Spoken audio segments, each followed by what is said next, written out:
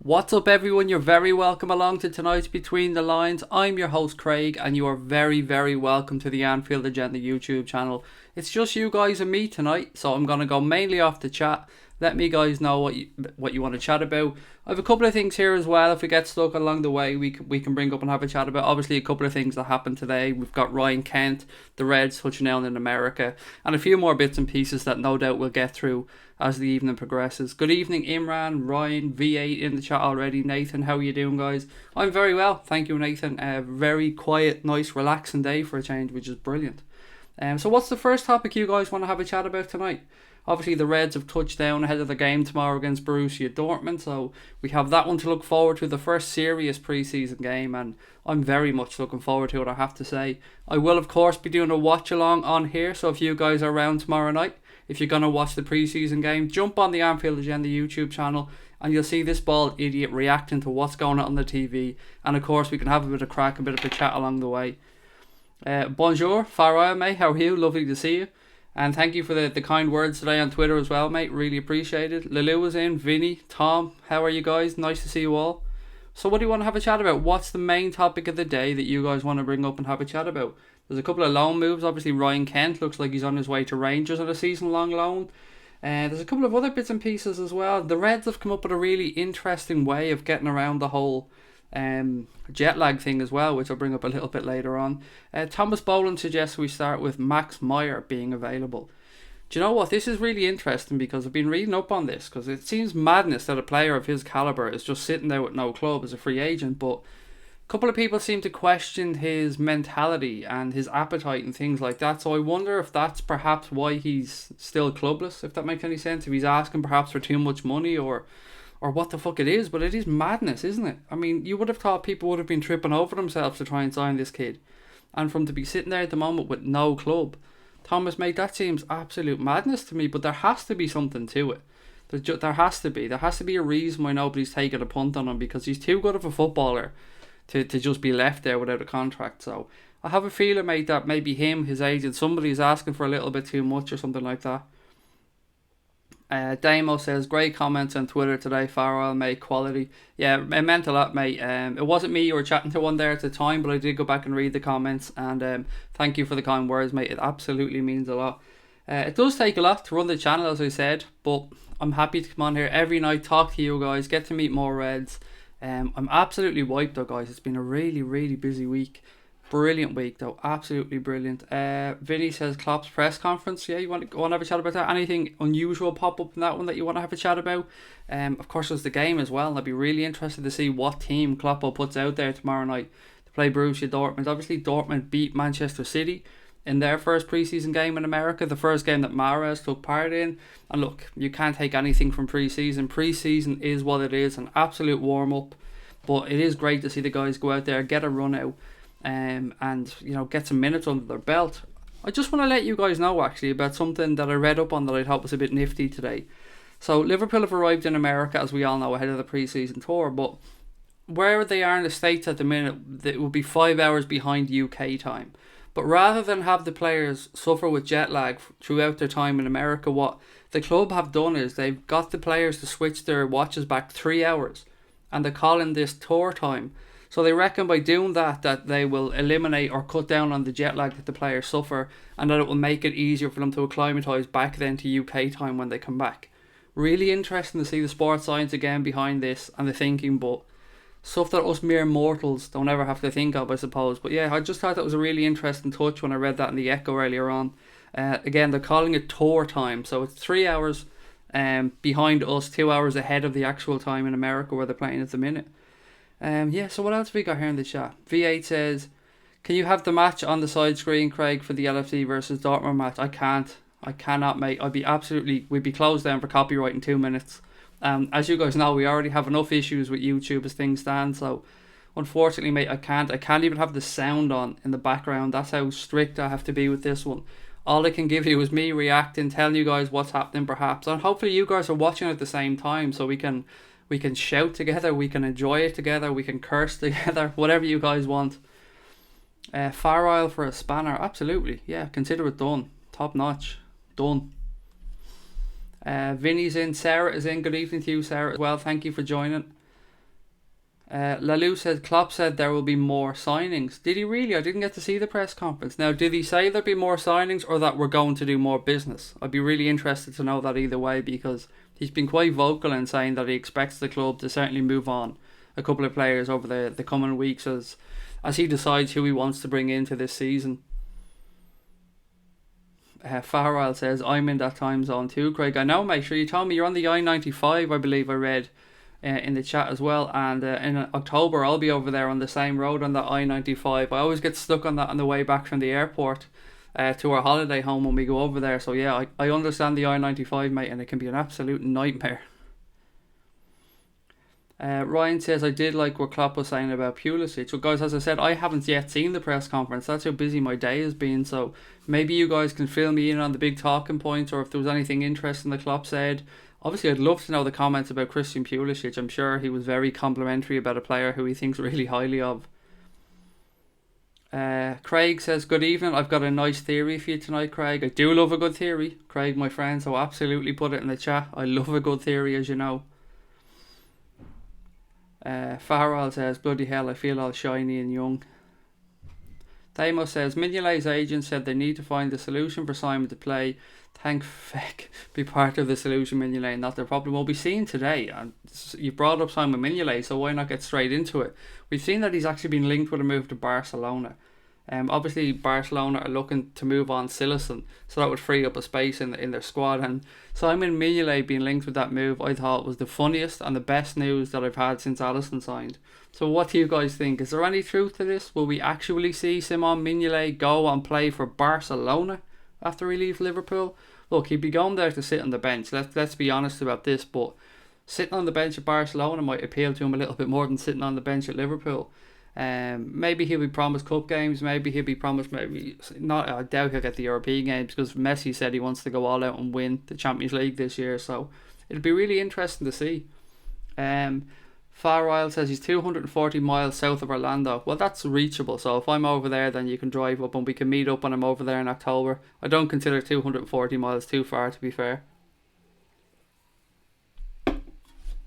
Eric is in. Good evening, Eric. What else have we got? Farrell says, let me find my tinfoil hat. I love a conspiracy theory.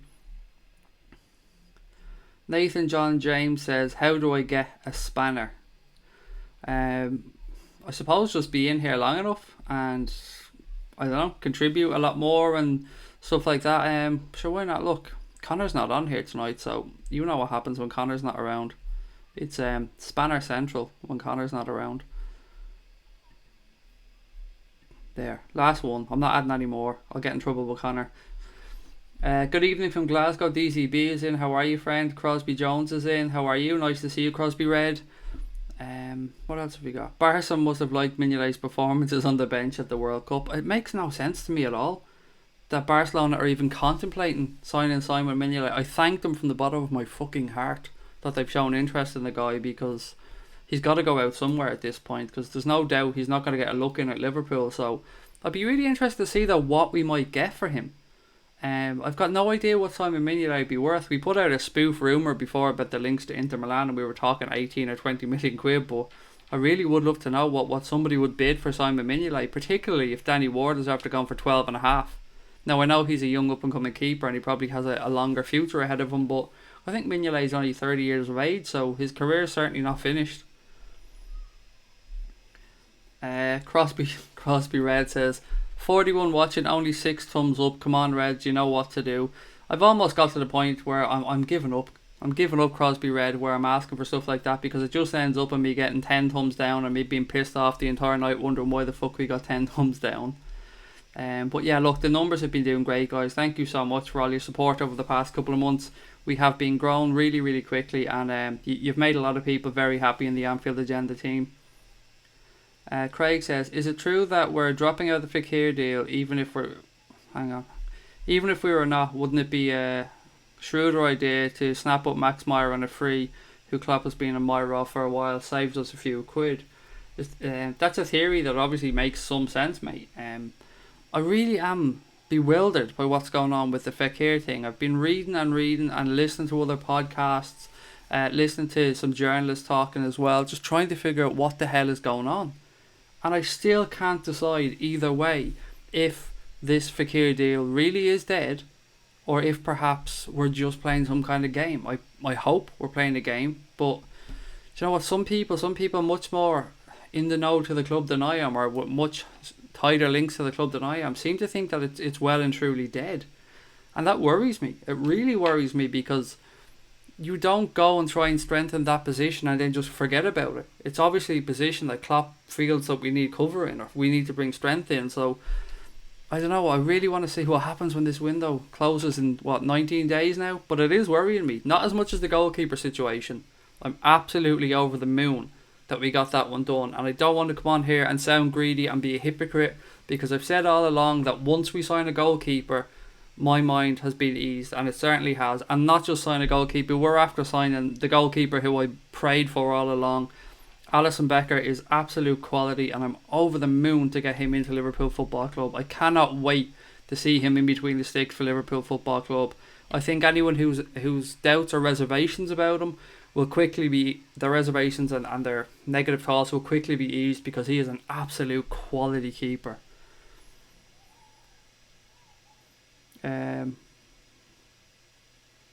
Farwell says, if everyone can click share and choose in your social media to spread the word, yeah, that would be quality, mate. Thank you so much.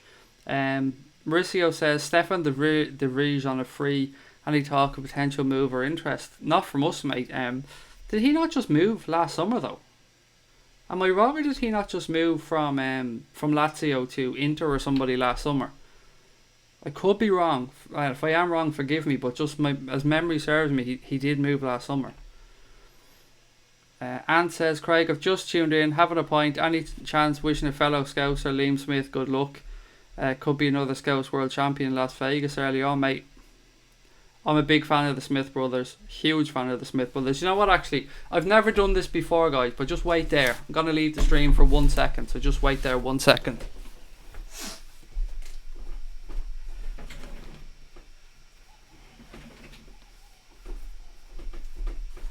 See, I didn't have to go too far, so bear with me. I didn't have to go too far, and I'm back. Right, just to show you, Ant, mate, that I am a fan of the Smith brothers, I do have my Smith brothers t-shirt.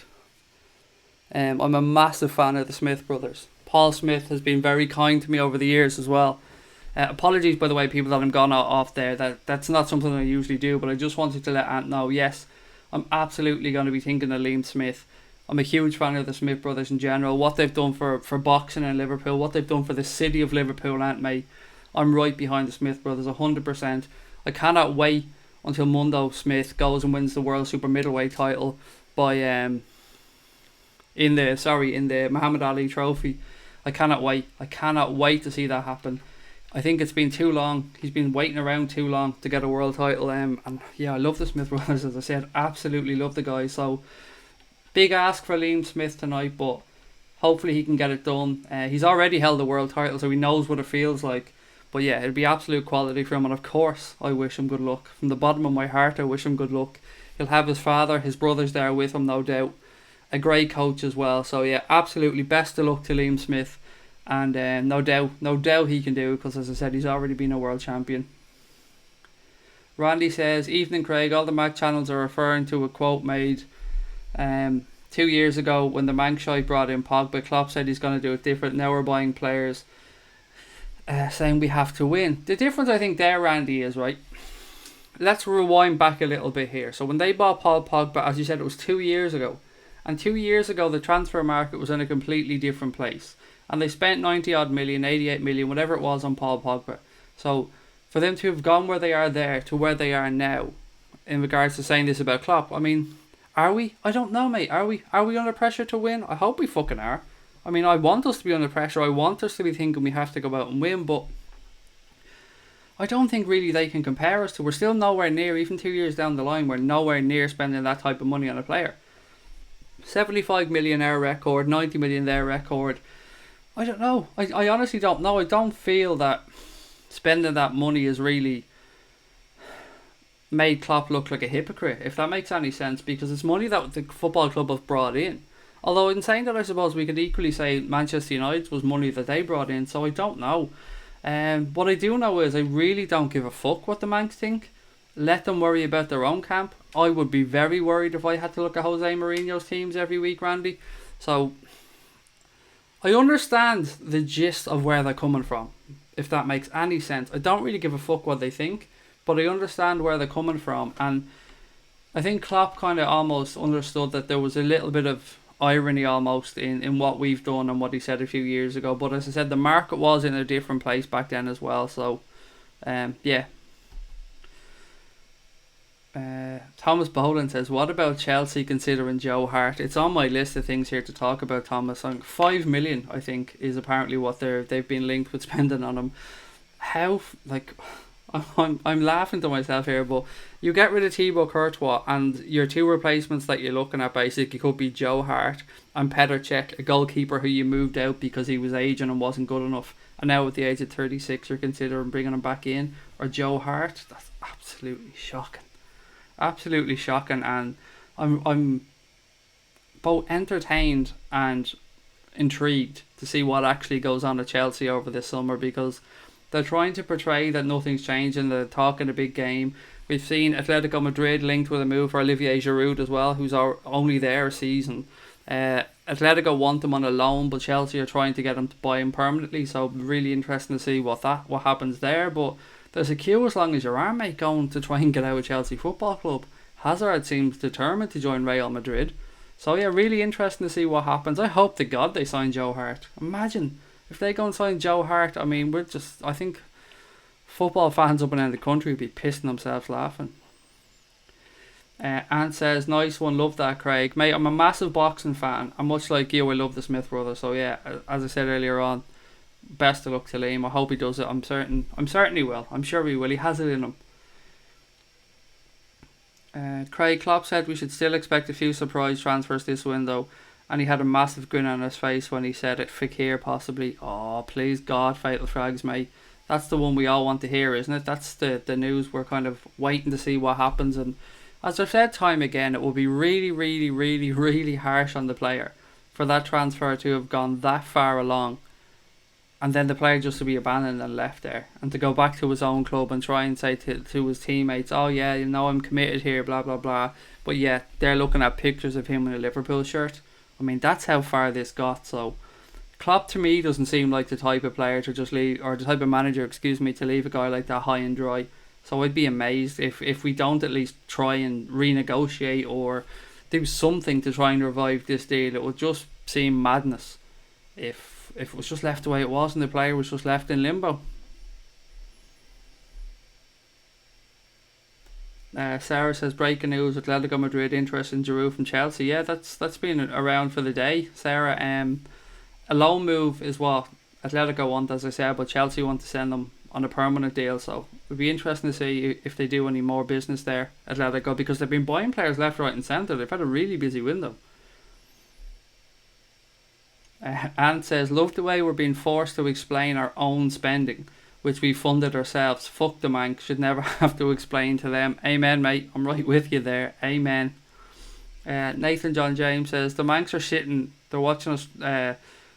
The Mancs are shitting if they're watching us train. They're all over LFC Twitter. They're more interested in us than themselves, and that's not unusual, Nathan. I mean, that's not unusual. I don't like to come on here and talk about the Mancs, to be fair. I don't go on Twitter and post on their pages. I don't talk about them on there too much. I have a bit of fun with obviously the guy Gark, or no, I have to say this right, Gark Mulbridge, because I'm not allowed to say his name because we'll get into trouble. Yeah, I have a bit of fun at his expense because he's an absolute tool. But as for the Mancs, I really don't give a fuck about them. Let them wallow in their Mourinho misery. So you guys seen, actually, the name of the stream tonight is what did I actually call it? Sorry, the name of the stream is about Liverpool challenging for the league title and Liverpool being unstoppable this season. So I want to know what you think. With the 8, 9, 10, 11 that we have, we've got Naby Keita, we've got Roberto Firmino, we've got Sadio Mane, and we've got Mo Salah. Is there a better front four in the league anywhere? And look, I know I'm calling Keita a front four player, but I'm going off the 8, 9, 10, 11 here. We may bring in Fekir, we may play somebody else in there, but is there a better group of players there to attack anywhere in the Premier League than the four that we have? I can't see it.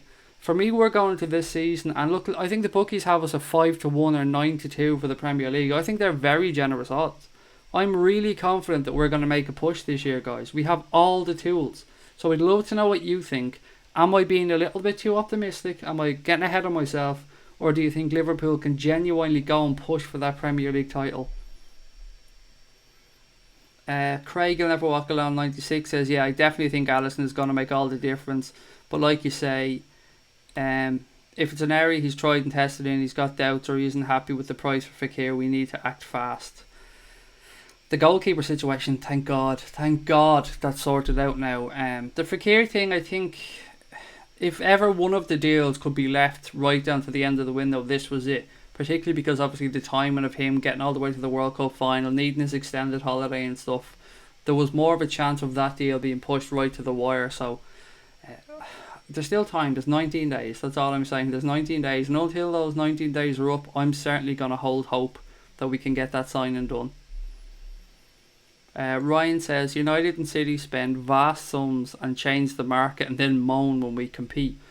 I'd agree with that. Yeah, I would agree with that. Manchester City particularly, they completely fucked up the market for defenders, didn't they, when they went out and spent 50 million quid on two fullbacks, 50 million quid on a centre-back, John Stones, who was worth nowhere near that, and still probably isn't worth that when they bought him from Everton. So you're right, other clubs can't go out and inflate their market, cause the prices to go up and then complain when everybody else has to go and buy these players and pay this ridiculous money. So I get where you're coming from. It's a very good point.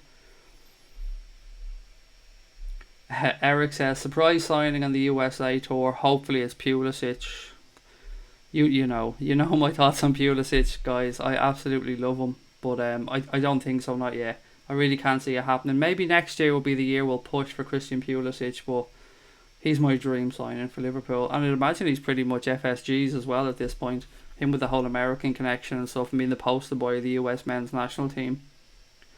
Pogue Mahone says Dybala would be unreal. I have to admit, mate, I did get a little bit excited when I seen the links when Ronaldo went to Juventus and they started talking about Juve having to sell some players, and we were linked to Dybala. I was very happy, but it was quickly put to bed. But yeah, he'd be absolutely amazing.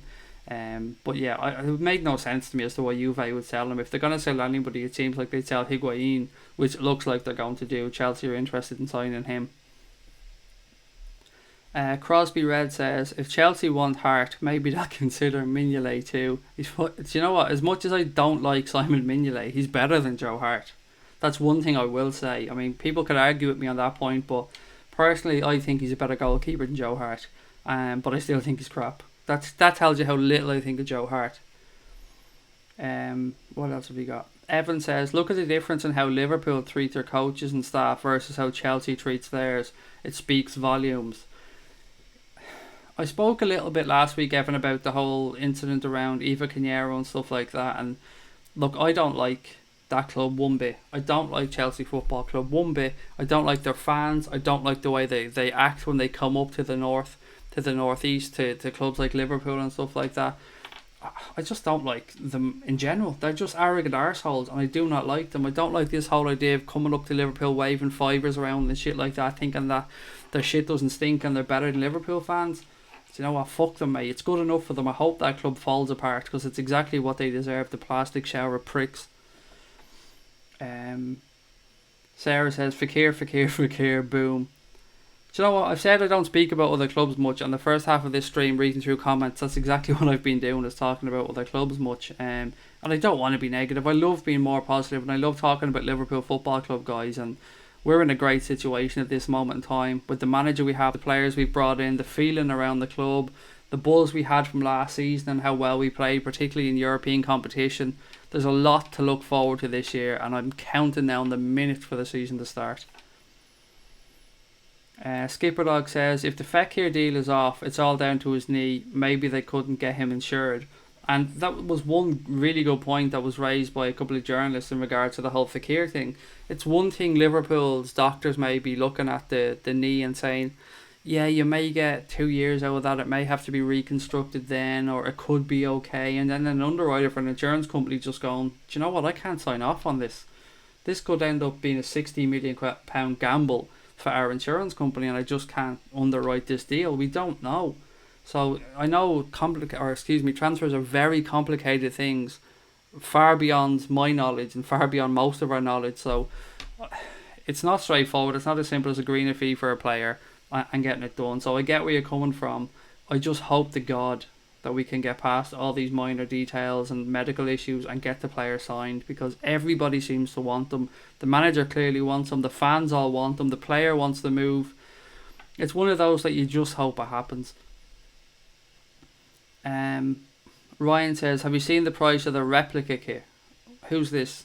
Are we talking about United or Chelsea here? But either way, no, I haven't seen the price of them. What I don't like, by the way, and I think it was Charlie on our Twitter account posted a few things of the likes of Nike and Adidas basically just using the same kits, changing badges on them and a couple of minor details.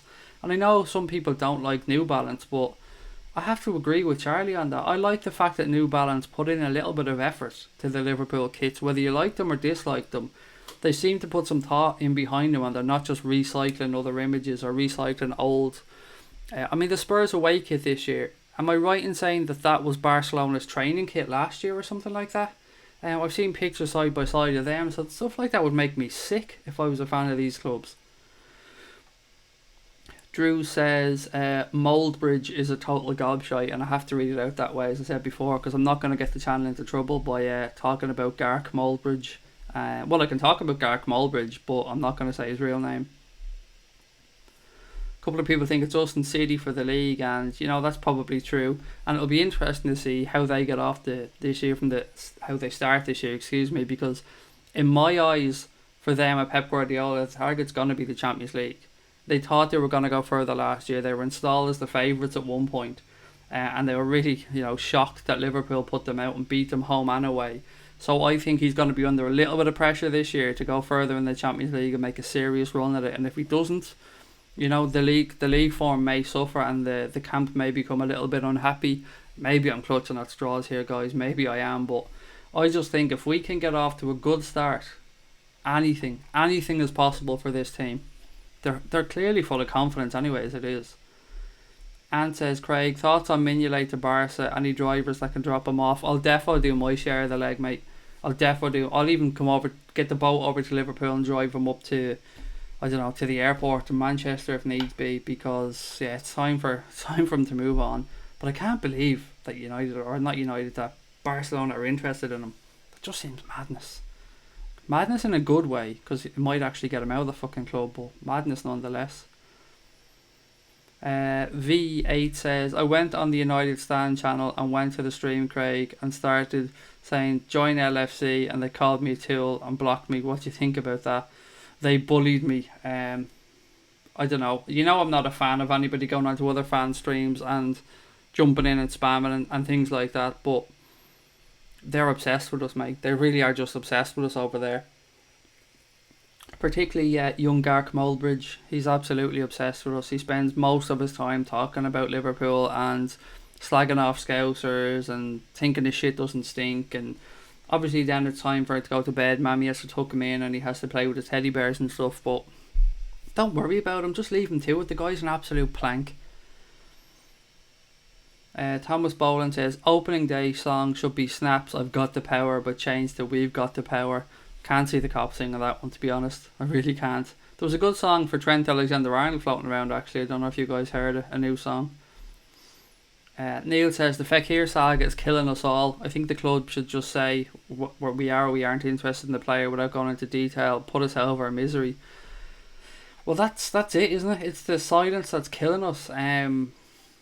And it would be nice if they did come out and say it was definitely done, even if they are not happening to a journal, even if it, they didn't give reasons. If they just said, look, there's nothing to be said there, that's done, nothing's happening there. It is the hope that kills you, isn't it? Skipper Dog says, I hope Liverpool do it, but other teams will have to up their game against Manchester City as well. And that's it. There was like a 19-point gap or something last year, and the 6 that we could possibly take off Manchester City isn't really going to put much of a dent in that gap. So as you rightly say, Skipper Dog, mate, other clubs are going to have to step up their game, and not just roll over when they play Manchester City. They're going to have to start taking points off them. And I'm not just talking about the big boys here. I'm talking about the middle of the table clubs, the Burnleys, clubs like that. They're all going to have to actually go into them games believing that they can take points off Manchester City. Obviously, they have to go into the game thinking they've got a fucking hope against the Reds, because, you know, that's where they should really have the bellies tickled and roll over. Because the mighty Reds are in town and we're going to rip this shit up.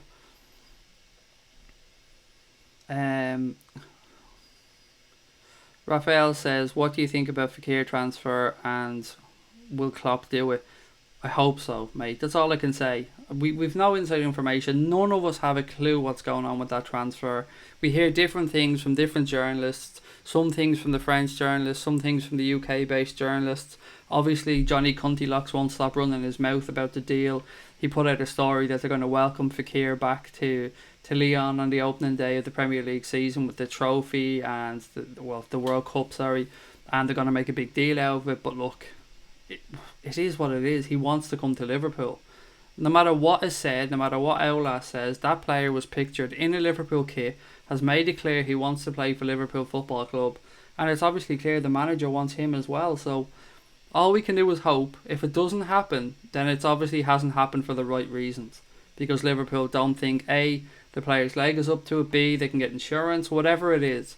But if it doesn't happen, it's not because Liverpool are scabby with money, or because Liverpool just, you know, couldn't go back to the negotiating table and agree something. It has to be purely because of the medical issue. Crosby Red says, I said a few weeks ago that it would just be a 3-horse race this season, and now even Spurs don't look like a threat. So just us and City to fight it out. And you've been saying that for a long time, Crosby Red. To be fair, you have been saying a 3-horse race. Yeah, Spurs seem to be putting all their eggs in the Jack Grealish basket, don't they?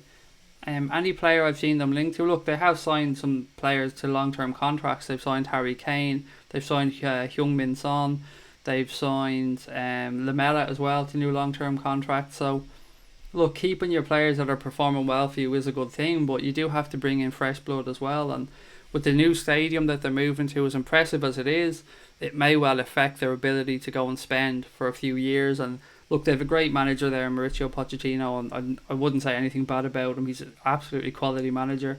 They play a really good style of football as well, but Jack Grealish, that just baffles me. I really don't get why they seem to be willing to take such a gamble on Jack Grealish as a player, because to most observers, they seem to think he's not up to it at the top level. But I don't know. I'm glad it's not us, let's put it that way. If we were looking to spend £30-odd million on Jack Grealish, I'd be very worried.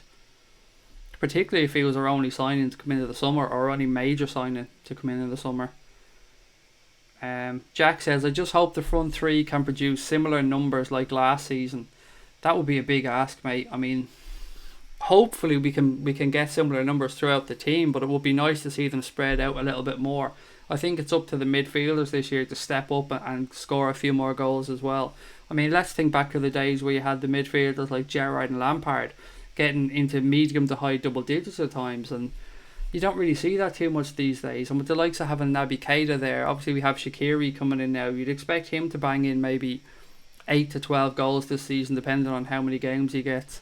You'd expect Keita to bag in maybe 10 as well. Then you've got the likes of Henderson, who doesn't really score too much, to be fair, and he needs to up his numbers. Fabinho, look, he's more of a defensive player, but you never know from set pieces. Van Dijk and Lovren can certainly compete from corners and can certainly get on the end of crosses, so they might score a couple of goals. Our fullbacks as well, both very attacking, both know where the net is. Obviously Trent can take a set piece, so hopefully the goals stay and we do score a shitload, but it would be nice to see them spread around the team so the front three aren't under as much pressure to score as they were perhaps last season. Because, I mean, if we're expecting Mo Salah, for instance, to put in the same type of numbers, I mean, hopefully he does. Hopefully he proves us all, well, not wrong, because none of us are really doubting him, but hopefully he can go back in and score 30 plus again, because that would just prove the quality footballer that he is and the level he's able to play at. Ryan says, and Laporte, mate, their defence costs more than some countries out there. But Laporte, actually, if I'm being honest, Ryan, he's probably the one of them all that I rate the highest. He's a very, very good footballer, and the only one of their defensive reinforcements where I actually thought, shit, you know, he's probably worth what they've paid. But still, yeah, I get where you're coming from. It's a lot of money spent on defence. Ant says, top six again are worried about us. Now we've got a top keeper. They wouldn't say nothing if we had Karius or Mignolet. I really think they are worried, mate. I think the statement of intent by Liverpool Football Club this summer, the players that we've brought in, I mean, just look at it. Naby Keita, wanted everywhere. Fabinho, really high quality defensive mid. Played really well for Monaco. Then we bring in a goalkeeper who has ridiculous stats. Last season for Roma, he was absolutely amazing. And we brought in Shaqiri, an absolute bargain at 13.5 million quid. We're looking at maybe bringing in Nabil Fekir, another attacking addition. We already have the best front three in the league, without a shadow of a doubt. And I don't care if people think the Manchester City attacking line's better. I don't. In my eyes, we have the best front three in the league.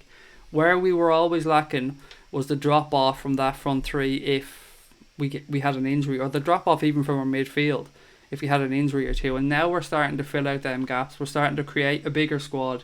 I still think we're a little bit short attacking wise, which is why I'd like to see Fekir come in. And we do have a bit of a worry around the centre forward position as well if Bobby Firmino gets injured. So I'd like to see maybe Klopp address that, or see if Daniel Sturridge is going to get a gamble. That's what I'm really interested to see here in pre-season. Is Danny Sturridge going to hold up? And will Klopp give him a little bit more time through the centre to see how he gets on? Space Frog says, why does Sarri want the same players as Klopp wants? It's annoying. I haven't seen Sarri and Klopp go after the same players, mate, so I really don't know. Other than Alisson, which of course was just the goalkeeper's link, and Chelsea didn't move fast enough, so we got him. But other than that, I'm not really sure. Obviously, we spoke about Jorginho, but Sarri wasn't even in at Chelsea when we were looking at Jorginho, so it was more Manchester City that looked like they'd gazumped us for Jorginho. But other than that, I can't really think of too many players who Sarri and Klopp have gone after, particularly because Sarri's only in recently.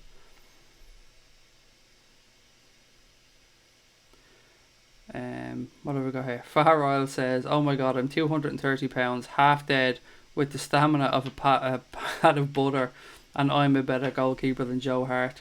I think most of us could consider ourselves as good as, if not better than, Joe Hart, mate. He really, even the ad he made for Head and Shoulders is shit. You can't even make a decent advert. There's nothing that lad can do right. But we sit here, we slag him off. He's still a multi-millionaire and we ain't. Simple as that, really, isn't it? Okay. El Chapo says hello to everybody in the chat, and hello to me as well. Look guys, as I said before, I can't see the screens from here. I can't see how many people are watching the streams, how many thumbs up or how many thumbs down we have. But if you are watching the stream, you're enjoying the chat and you're enjoying being in here, take a moment perhaps please to just hit that thumbs up button, give us a like, and if you haven't yet subscribed to the channel, please do so. What else have we got?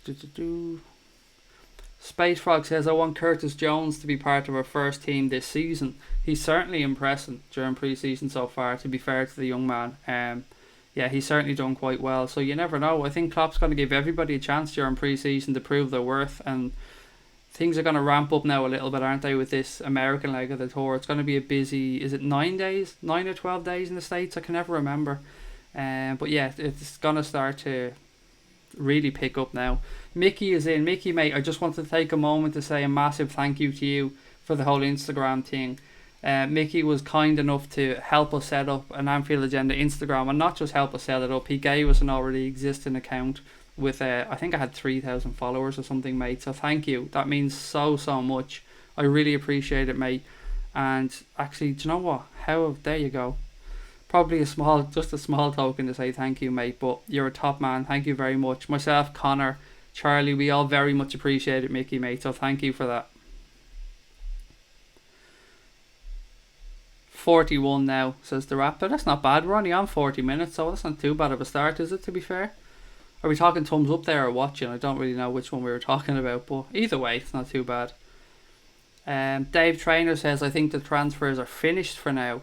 Well, we're certainly going to be sending players out, Dave, mate. There's no doubt about that one, but with regards to transfers in, you may be right. That's the worrying part. You may be right. I say worry, and I feel like a greedy bastard here, because I've been saying all summer how important I think the goalkeeping position is, and once we got that sorted, a lot of my fears were allayed. But I would like to see cover brought in for either an attacking mid player or someone for the front three. But what do you think, guys? Do you think we're done here?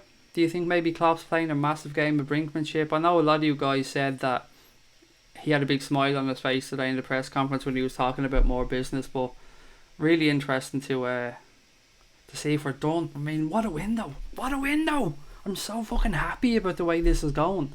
I'm sick of having summers and windows where we're looking at players, we seem so close, we're only a couple of positions away, and it just doesn't work out for us. Well, it's starting to fucking work out, isn't it? It's brilliant. I cannot wait for this season, guys. I can't wait. The Raptor says, yeah, there's 43 and the customary one down. Hey, look, mate, it wouldn't be a stream, would it, without that thumbs down? So it is what it is. I'm kind of learning to embrace it a little bit as we go on. Maybe as with age, I'm getting a little bit calmer. A lot of people as well saying thank you to Mickey for helping out, and absolutely, Mickey, you're an absolute star. All of you guys are. I know we've spoke before about the Patreon links and stuff like that, and people financially helping out the channel to succeed, and some people just aren't in a position to do so, and I completely understand that. Money's not easy to come by, but some of the gestures we've had with just things like this, people taking the time to do little things for us, and we've had offers of people to help us edit videos and stuff as well at times. Mickey obviously helping us with the Instagram channel. Somebody else, as far as I remember, and I can't for the life of me remember name wise, so I apologise, is going about starting up a Facebook page for us as well, which is amazing, because I've told you guys time and time again, I fucking detest Facebook. I'm never going to be on Facebook again. But yeah, really appreciate it. Just getting the brand out there, getting the name out there, because this is a community thing. Myself and Connor stressed last night, every single penny that comes into Anfield Agenda is going back into Anfield Agenda. None of it's going in my pocket, and none of it is going in Connor's pocket. I can promise you that. We told you guys about the project that we're doing next, which is the website that we're going to build. That's a pretty expensive process. That website is going to involve a chat room. It's going to involve a member section for you guys where you can go in there, register for free with your email address, get access to private streams, get access to phone-ins after games and stuff. We've so much going on. We really do.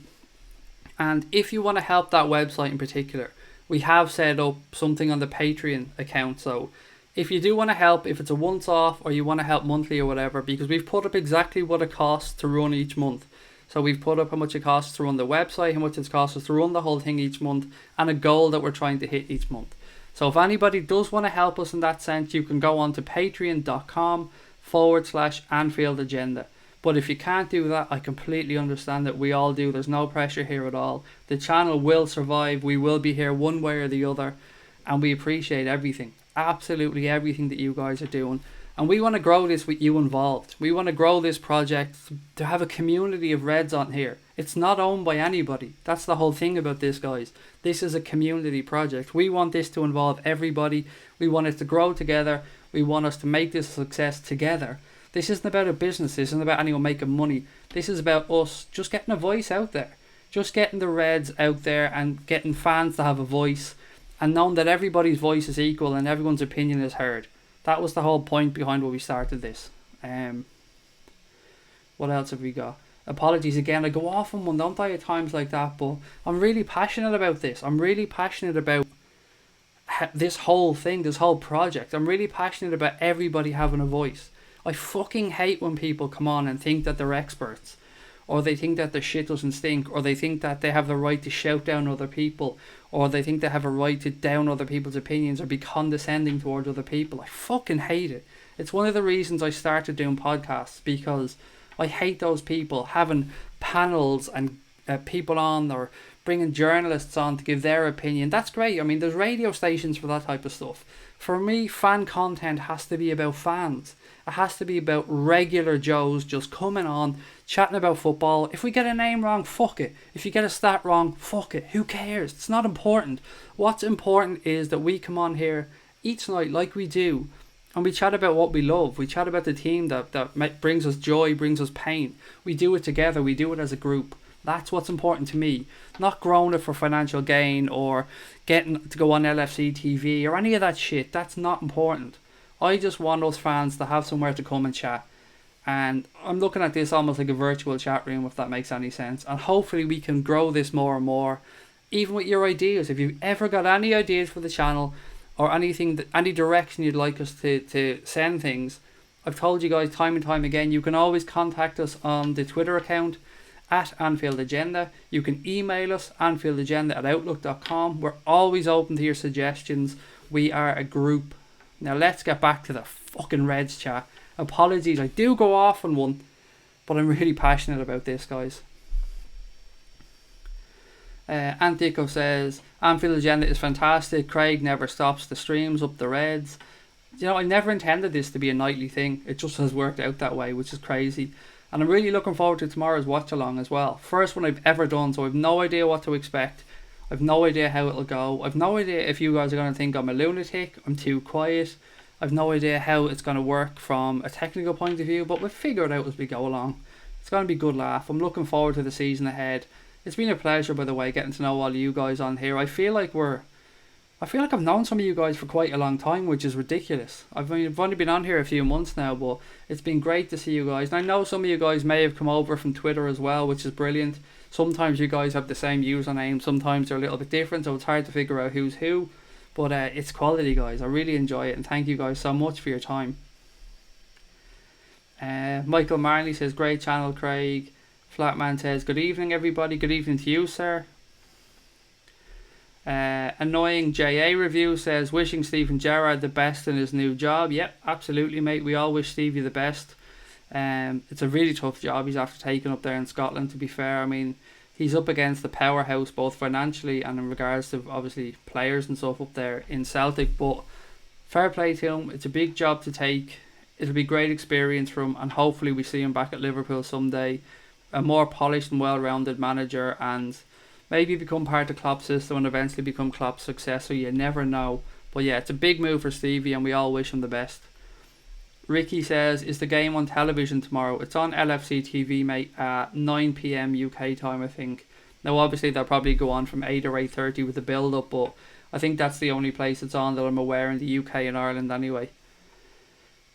Evan Guest says, could you guys do a GoPro special viewing the match live, standing in the cop? Is that even legal? I don't think it would be, mate. What we do, that's a weird phrase to use, but what we have done before, Evan, is last season when we went over to the screening of the semi-final against Roma, and we went over to the Manchester City one, and we did film our journey. So we made like a short documentary type thing where we filmed our trip over on the plane, we filmed ourselves in and around the city, we filmed ourselves talking to people outside the stadium at half time, we filmed the reaction of the crowd when there was goals, we filmed everything that wasn't copyrighted basically.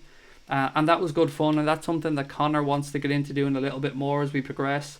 So yeah, you'll see lots of little things as well. We're going to be working on a trailer for the channel soon, which I've no idea how it's going to work, but as you guys know, Connor's the genius behind these things, so there's lots of stuff we can do.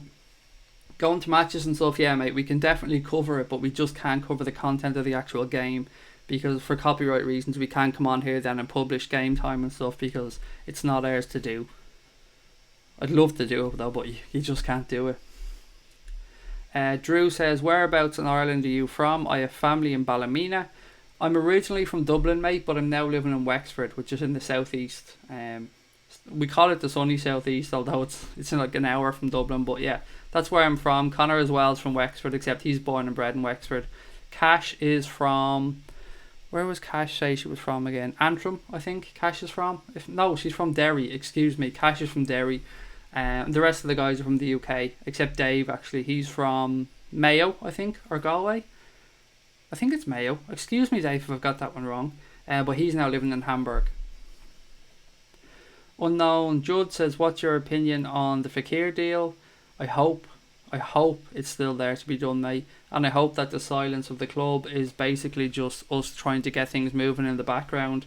And the lack of links to other players is also what's keeping me positive on this one, but you just don't know. It's the real situation here is none of us know. We'd just be guessing, and I told you guys I'm never going to come on here and lie and make up shit that I don't know. So I don't know, but I'm really hopeful. That's all I can say. Maureen says, listening to this and watching Mane and Salah back in training, goosebumps. This is our year. I can feel it. I've got that feeling as well, Maureen. I'm not gonna lie. Seeing the guys, seeing the camaraderie there between the players, seeing the smile on Klopp's face. Klopp looks like he just looks to me like a manager that thinks the pieces are coming into place here. He looks. Did you see his face when they brought the whole Allison thing up to him after the Blackburn game? Like, that was announced straight after the game, and obviously LFC TV and anybody else at the game went straight to Klopp for a reaction, and you could see the smile just beaming off his face. He knew that was a massive problem solved, and as much as he wanted to stick by Karius, I'm sure, because Karius was his boy, it was just brilliant to see him so happy, and it's immense trust that the owners are putting in him, and why not? He deserves it. He's earned it. Damo says, are you doing the lone wolf tonight, Craig, or is Connor, David, Charlie, or Cash, Christian lurking in the background? It's just me tonight, guys. It's a Saturday night, so a lot of the guys have plans. They're out and about with family.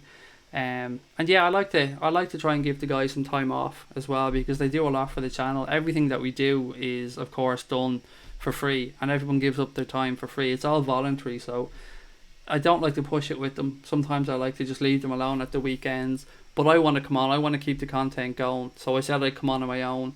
I don't know if you guys enjoy it as much, if I'm wasting my time coming on my own, I don't know, but you know, I made a promise to come on tonight, so I have to be on. If I keep my word where I can.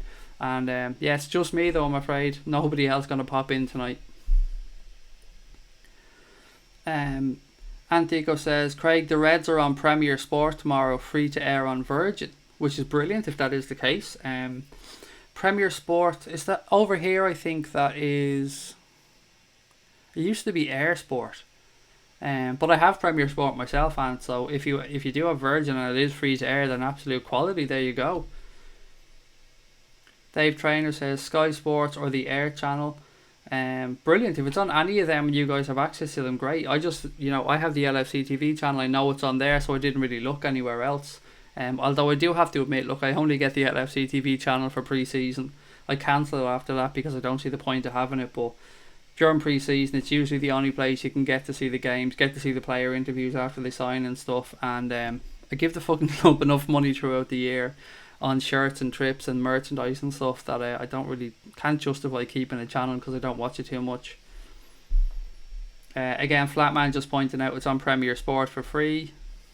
Thomas says he gets LFC TV on Mobdro on Android. Just a lot of people actually swear by Mobdro. I'm an iOS user. All my things are Apple. I've got a MacBook, an iPhone, an iPad, Apple TV. I'm an absolute Apple not nerd because I'm not that technically proficient, but I call myself an Apple retard, if that makes any sense.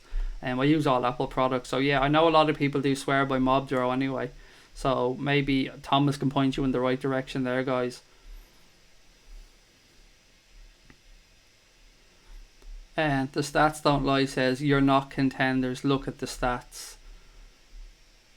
I don't know if that was aimed at us as Liverpool fans or if he's talking to somebody else, but if you think we're not contenders as like a Liverpool Football Club, then you're in for some fucking shock. I'll say that. Absolutely. You can talk stats all you want. The stats last year was we whooped everybody's ass at some stage. We took over Europe and conquered most of Europe. We were just beaten by a better Madrid team in the final. And if you haven't seen what that team done last year and you don't think Liverpool Football Club, after strengthening over the summer, are capable of a title charge, then, my friend, you're deluded. I'm not saying we're going to do it, but to think we're not contenders is absolute fucking madness. Neil says, Craig, do you think it's strange that no journo has asked Klopp about Fekir in the press conferences? It feels like the reporters have been briefed not to ask that question. Sometimes, Neil, mate, there is an embargo put on journalists at press conferences now. I've only been lucky enough to attend a couple of press conferences, one with Mourinho, one with Klopp over in Dublin last year. And there was certainly nothing off limits there because people were asking about Coutinho and stuff at the time. It was where Coutinho suddenly had his back injury before he went off, and pretty much demanded a move. So maybe there is an embargo, I don't know. It's an interesting thing to hear actually, because I haven't paid much attention to people's questions, but I wouldn't rule it out. But it's a very good point, mate, and I'm going to try to look into that a little bit more, so thank you for raising it. Evan says, Craig, can you ask on my behalf, anyone got any tips for securing 2 tickets for Liverpool versus Spurs game? The new stadium, so it's making it hard to secure tickets. Will even sit with Spurs fans, but rather not. So guys, if anybody in the chat can perhaps help Evan out for the I think it's Spurs versus Liverpool in the new Spurs stadium. If anybody can help Evan out or point him in the right direction for tickets, I'm sure he'd very much appreciate the help. So if you can, if anyone is here, if anyone has any connections to Spurs or anyone can get possibly any aways, which I know are really hard to come by. But look, I'll put it out there, Evan, mate. If anybody can help you, I'm sure they will. But I can't do anything else, my friend. Getting tickets for Liverpool is just so hard, isn't it? It really is hard. Home or away, it's getting harder and harder and harder to get tickets. The stuff people went through, by the way, for the member sale it's getting worse every year as well. My heart goes out to people that are taking time off work and setting up with 3 and 4 computers to try and get tickets.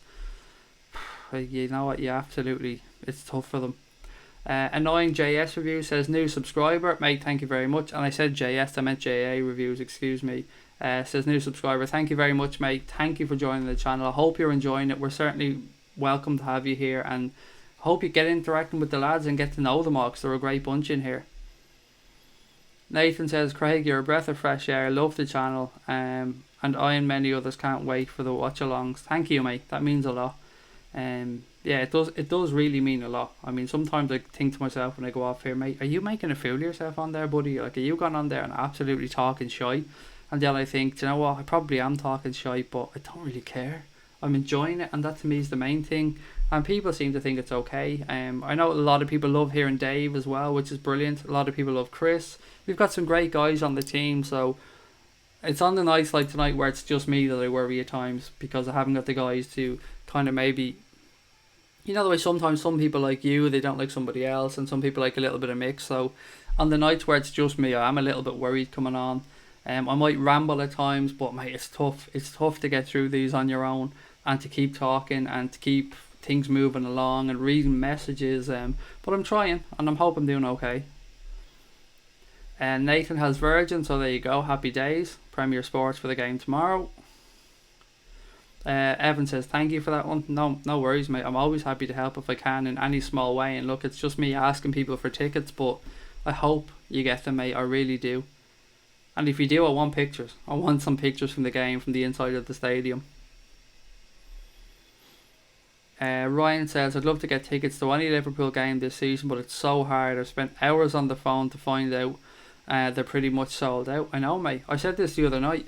I go to Anfield generally 5 or 6 times a year, and I've been going for most of my adult life. So if you take it that I start going maybe, say even at 23, I'm 37 this year. So I'm gone 13 or 14 years, 4, 5, 6 times a season. And the only cost price tickets I've actually got were last year. I got a couple off a friend who runs a supporters club. Other than that, I've never in my life got a cost price ticket to watch Liverpool Football Club play. I've always had to pay over the odds. So I get you. It's tough. It's really tough to get tickets. The Raptor says 60 up and 2 down. So yeah, that's not too bad then. 1 in 30 think we're good. Chelsea fan said Alisson would never join LFC. Look at them now, silly plastic fools. I said before, I'm not really a fan of Chelsea Football Club or their fans. I speak highly about many other football clubs. You heard me guys speaking about Spurs earlier on, and I complimented the manager and stuff, but I just don't like that club one bit. The GW says, do you still think Manchester City is the #1 contender for the league? You have to. You have to show them the respect they deserve. They are the defending Premier League champions. They won it at a canter last year, to be fair to them. So yeah, you have to put them in as the favourites. But I'm very confident that we can give them a good run this year and make a genuine challenge. But yes, if I was a bookie, I'd certainly have Manchester City as the favourites to go and retain the league title. V8 is saying he's looking forward to the watch along, which I'm glad to hear. I'm glad to hear I probably won't be on there on my own tomorrow. Crosby Red says, tell us stats don't lie. Where did you get in the Champions League? Don't mind him. Just ignore him, sir, to be fair. Crosby Red, because if he thinks we're shit and we haven't got a chance, then I don't know what fucking Liverpool team he's been watching. Dave Trainer says City are the team to beat, but we're close now. And I think that's a fair way of saying it. Nobody is going to deny that Manchester City are the favourites. I mean, some of the football they played last year was breathtaking, but Klopp knows what he's at. He knows what it takes. He knows what we need to do to close that gap, and it's good. It's good times around Liverpool Football Club. And look, we can't be cocky and we can't be arrogant, but we deserve to be here. We deserve to be spoken about as contenders because we are. And we've been through the shitty times. I mean, we've been through Roy Hodgson. We've seen Paul Konchesky and stuff. I spoke about this last night. We've seen players that never should have worn a Liverpool shirt, but slowly but surely, started under Brendan Rodgers. Obviously, when we had Suarez there, and things started coming around a little bit. And I know Brendan Rodgers then had a poor end to his career, but once Jurgen Klopp came on board, everybody could see what the plan was. People maybe expected a little bit more success more quickly, but that didn't even happen from a Dortmund. It took him time to build his Dortmund team, and he's doing that at Liverpool. We've got there bit by bit. We've started to become more and more solid. The defence was shoring up. We did obviously top load at first. We brought in attacking players. Virgil van Dijk has seen a tremendous turnaround in the back four. Alisson coming in this year will shore that up even more. We are absolutely contenders, guys. Don't let anybody bring your buzz down. Don't let any other fans come on and talk shit to you. We've earned this as fans. We've earned this as a club. We've done it the right way. And you know what? Fucking enjoy it. Enjoy it. Because it's going to be a tremendous season. And it's not a once off. We're looking at a good, sustainable future here at Liverpool Football Club. And we're going to be around for a long time. So people better get used to it. Hassan says, fuck Spurs, their fans, and that road leading to the old stadium was the worst. I had a very bad experience there. I'm sorry to hear that, mate. I hate to hear any fan having a bad experience anywhere. I've never been to White Hart Lane, so I don't know the road you're talking about, but I think actually I've seen a clip of it on video. I think Robbie from the Arsenal Fan TV channel, I think he had an issue along the same road, maybe, if memory serves me correct. Or of course I don't know the road you're talking about, but I think it's the same road if there's only one road in and out of there. The Raptor says, in the 70s we used to go to Anfield every home match, pay on the door, in the cop, all standing. Can we have that back, please? Can you imagine now being able to rock up to Anfield and just pay at the gates? Like, I don't think we're ever going to see those days. Well, we can't see those days return again. Obviously, for security reasons, you can't do that because you have to know who people are going into the stadium because of banning orders and stuff. But yeah, those were the days, mate. We would welcome back. It would be great to have some type of a general sale, wouldn't it, where you can go on and get tickets and realistically get tickets. I mean, I don't care what the club say about buying a membership and that gives you access to tickets. It's pretty fucking impossible to get them one way or the other. And it's not just us. I mean, we've no right to come on here and complain. It's the same for everybody. If you're lucky enough to have a season ticket, look, you've paid your money every year. You've been to the games. You've renewed that season ticket, and you know what? You deserve your season ticket. Fair play to you. But it is getting harder and harder to get to see the Reds. And success, unfortunately for us, success is only going to increase the demand, isn't it? And it's going to make it even harder. And the stats don't lie says, you're a smart fan, Craig. Your point was solid, which is hard to find on YouTube. As I've said, I'm not really a YouTube person, so I don't come on here and slag other channels or talk about other people because I'm not a YouTuber. I'm a podcaster. That's what my background is in podcasts. So I just enjoy coming on here, mate, and I enjoy talking to anybody from any club that wants to come in and discuss football in a civilised and polite manner. I'm absolutely up for it, as are all the guys in the chat. We had a really sound guy in last night, a Manchester United fan that dropped in, had a quick chat. Everything was civilised. He was a very reasonable bloke, gave us a fair view on what he believes Manchester United are up to. We had a lovely Arsenal fan pop in the other night as well, talking about the Gunners. I mean, everybody's welcome in here. All we ask is that people are courteous to the other users, and we're all up for a chat, and we're all happy to talk about football because it's a sport that we all love. Nathan John James says that the third kit is the best he's seen in ages. I absolutely love that kit. I think I wore it last night. Was it last night? No, the night before last night. I absolutely love it. It reminds me of my first kit. I've shed it time and time again. 89 candy kit, the grey one. Absolutely love it. I was so happy when that jersey arrived in the post the other day. JB10 says, do you think Origi will be used much this season? I don't know if he will, but all I can say is I hope he isn't. I hope he's shipped out before the season even starts because I don't think he's anywhere near the calibre of footballer that we need. I'd much rather have Daniel Sturridge kept at the club than Divock Origi. he just hasn't done it anywhere. He hasn't proved himself anywhere. On loan at Wolfsburg last year, he wasn't great at all. And look, that was a shitty Wolfsburg team that barely avoided relegation. But for me, mate, he just hasn't proven himself. And people can tell me that he scored 10 in a season for Liverpool before, but you look at what standard we were at when Divock Origi came in, and the calibre of footballer that was at Liverpool, and then you look at the team now and try and shoehorn him into that team now with the quality that we have. I think we've just gone levels above the player, unfortunately. So he only has 1 year left on his contract, so whether it be Liverpool loaning him out and then him going on a free, or them perhaps getting a small fee for him and kind of, cutting their losses, I don't know. But for me, mate, I don't think he has what it takes to succeed here. And I would be surprised if Klopp would give him a run out ahead of the likes of Dominic Solanke, who has a future at the club. It would surprise me a lot. Kang Ozzy says, getting a Robbo or Trent shirt for the new season seems like the two least likely to leave Liverpool. I mean, I played around with the idea of getting a Robbo shirt myself, buddy. How can you not love Andy Robertson? And Trent as well, of course. But yeah, I'm fully on board, mate. Get one of those two shirts. You won't regret it. Top young lads, both of them. Mickey Fire says that his girlfriend looks great in the third kit. I mean, there you go. What more do you want? That's heaven right there. Your bird wearing the third kit and looking well in it. Happy days. Happy days indeed. Damo says the yellow goalkeeper shirt looks amazing. And Alisson, of course. The pink one's a bit much though, isn't it? Have you guys seen the pink goalkeeper shirt? Jesus Christ, that's a bright pink. I mean, I like bright colours, but that one's you want to be a good looking fella to pull off that pink shirt. That's all I'm going to say. Mickey says that he thinks loads of goalkeeper shirts will be sold now that we've signed Alisson. And somebody asked that question last night, actually. I will be really interested to see if Alisson coming in does see an absolute hike in the sales of goalkeeper shirts. I've never looked at that position before and seen how many shirts they've sold. So yeah, really interesting. I'm going to keep an eye on it and see, because the club do release from time to time which kits are selling the best. So it will be interesting to see if Alisson's kit makes it into the top 5. Dave Trainer doesn't think Origi will get a sniff. He thinks Sturridge will be on the bench ahead of Manny Day.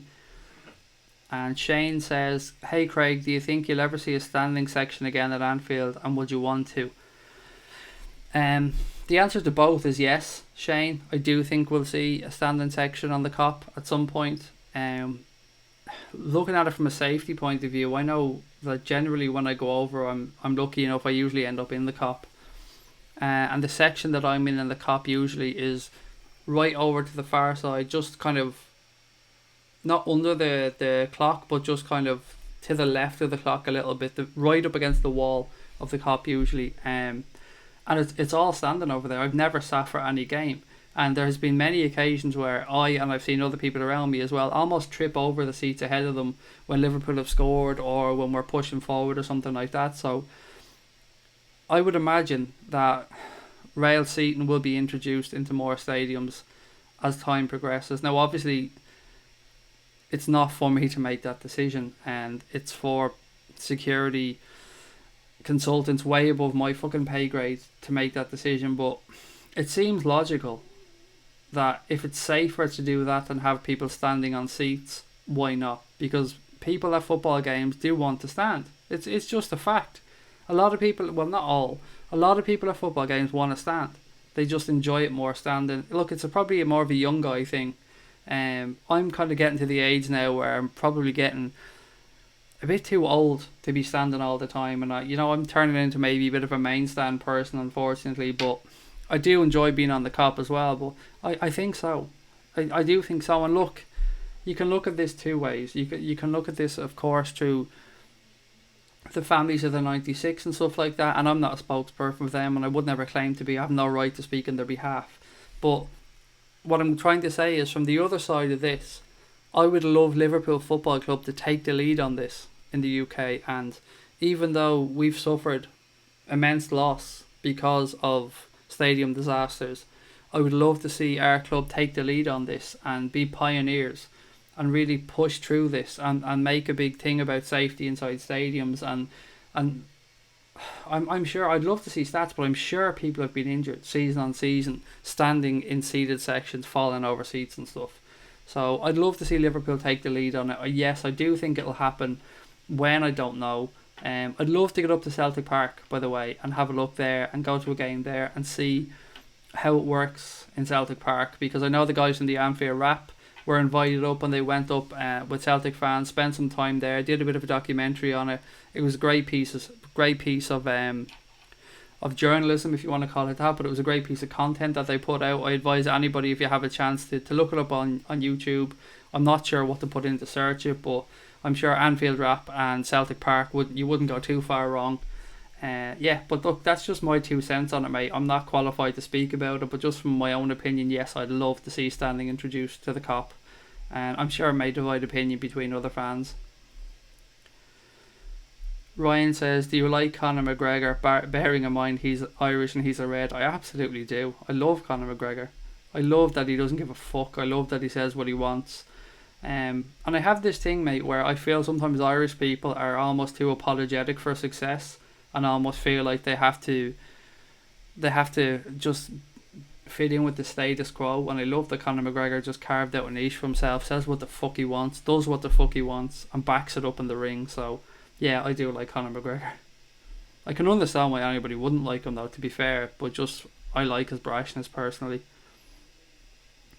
John says, Craig, will this chat be up for the game tomorrow? It absolutely will, mate. I'll be doing a watch along, so rather than me just being on here now reading through the chat and talking to you guys, I'll be watching the game, reacting to it, dipping back into the chat during the quiet period, seeing how you guys are getting on, and then we'll probably do a stream after the game as well, time allowing. I don't know what time it'll finish at, but yeah, absolutely the chat will be open tomorrow for the game.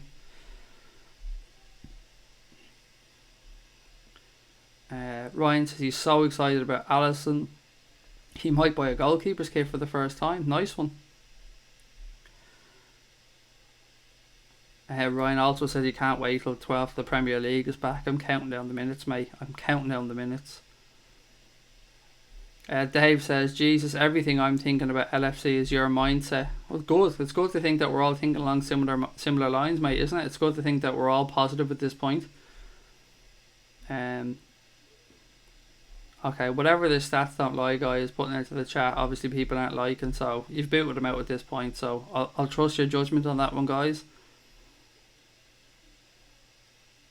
Wayne's very confident. Wayne thinks we're going to win the title back to back, and buddy, I'm having that. I'm all over that. I'd love that to happen. Liverpool back to back Premier League titles, that'll do very nicely. Damo says trolls should just stay in their caves. I think there's caves in Thailand. Who's this? Fuck them. Do you know what? Fuck trolls. I don't understand why people bother wasting their time. Why go and put negativity out into the world? It just doesn't make any sense. It's much easier to be positive or talk with your own fans about something that you genuinely have an interest in. It wouldn't enter my head to go onto another fan site and start bad mouthing their club. What's the fucking point? You'd end up with a headache. Do you feel? I don't know. What do they get from it? Do they feel good about themselves? Do they feel good about life? I don't know, guys. It's not something I'd ever contemplate anyway. Dave says, watching the stream now with a beer and have MTV 80s, the best. I'm in dreamland. Enjoy it, mate. It's Saturday night. Why not? Crack open the beers, relax, and thanks for joining the stream. Glad you're enjoying it. Monkey says, Conor McGregor's great, but he needs to lay off the chop. He needs to get back in the ring and get back fighting is what he needs to do. I know he earned a shit ton of money for fighting Mayweather and he may never financially have to fight again, but I'd love to see him go back into the UFC, prove a couple of people wrong. There's a couple of good fights in there from as well, and people that want to fight him, so yeah, I'd love to see him go back. He has to go back, and I've no doubt we will see him back there within the next 6 to 12 months, because it's where he belongs. I mean, he is a UFC star and he needs to fight a couple more times. I'd love to see him get a fight in Croke Park as well before he finishes his career, because I think it's something he deserves for his legacy. And I know from Dana's point of view it would be tough to do that with the American time zones and stuff, but it just would be amazing for McGregor to get that fight. Evan says, stats don't lie. By actually thinking that Liverpool won't challenge, you're only adding more relevance to our chances. Don't misplace your doubt with fear. I love that. Very well put, Evan, mate. Mickey Fryer says Klopp is positive, we are positive, the team is positive, atmosphere at Anfield will be positive, only good things to come for us Reds. Absolutely. Absolutely, very well put. It's all positive, isn't it? It's all happy days around Liverpool, and I cannot wait.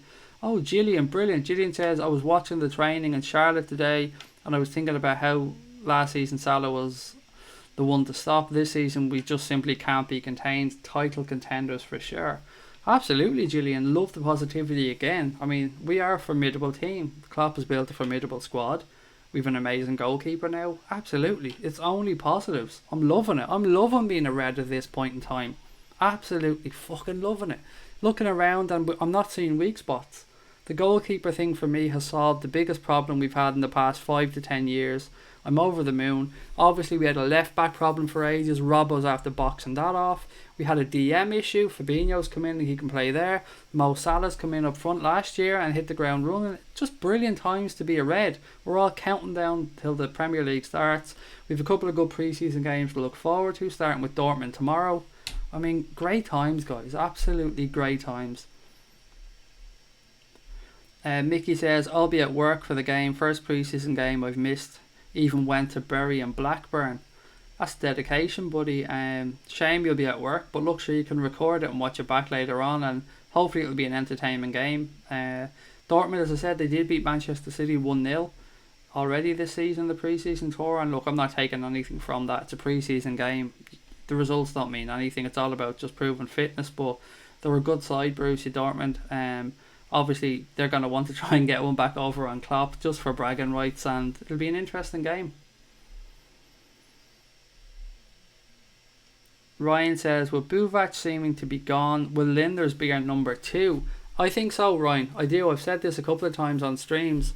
It's a shame what seems to have happened with Buvac. I mean, you don't want to see a friendship that's lasted that long and an 18-year, I think, working relationship just fall apart. And I hope whatever happens, whether he comes back or not, and it's not looking like he will, but whatever happens, you would hope that Klopp can rebuild his relationship with Buvac if it is broken. But looking at it from a Liverpool point of view, and the right here and now, yeah, it seems very likely that we may see Pep and Linders promoted to the number 2, because he certainly has the CV for it. He's certainly very highly regarded, and Klopp has always spoken very highly of him. It seems weird that we've heard nothing at this point about who will be Klopp's second in command before the league starts, and I doubt it'll have to be addressed at some point, but it's a good shout, and I think you're probably right.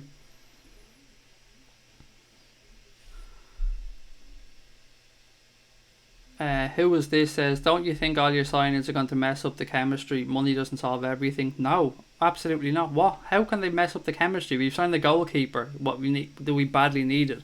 We've known Naby Keita's coming in for 12 months, so it's been planned about bringing him in. He's going to fit into our style seamlessly. And other than that, we've signed a DM, so I'm not really sure why you think all these signings are going to cause trouble. We've only signed 4 players. So yeah, no, not at all, mate. Sorry, not buying it. It's nothing but positive vibes in here. You're not going to fill it with negativity. The Reds are on the march. Get used to it. Up the motherfucking Reds.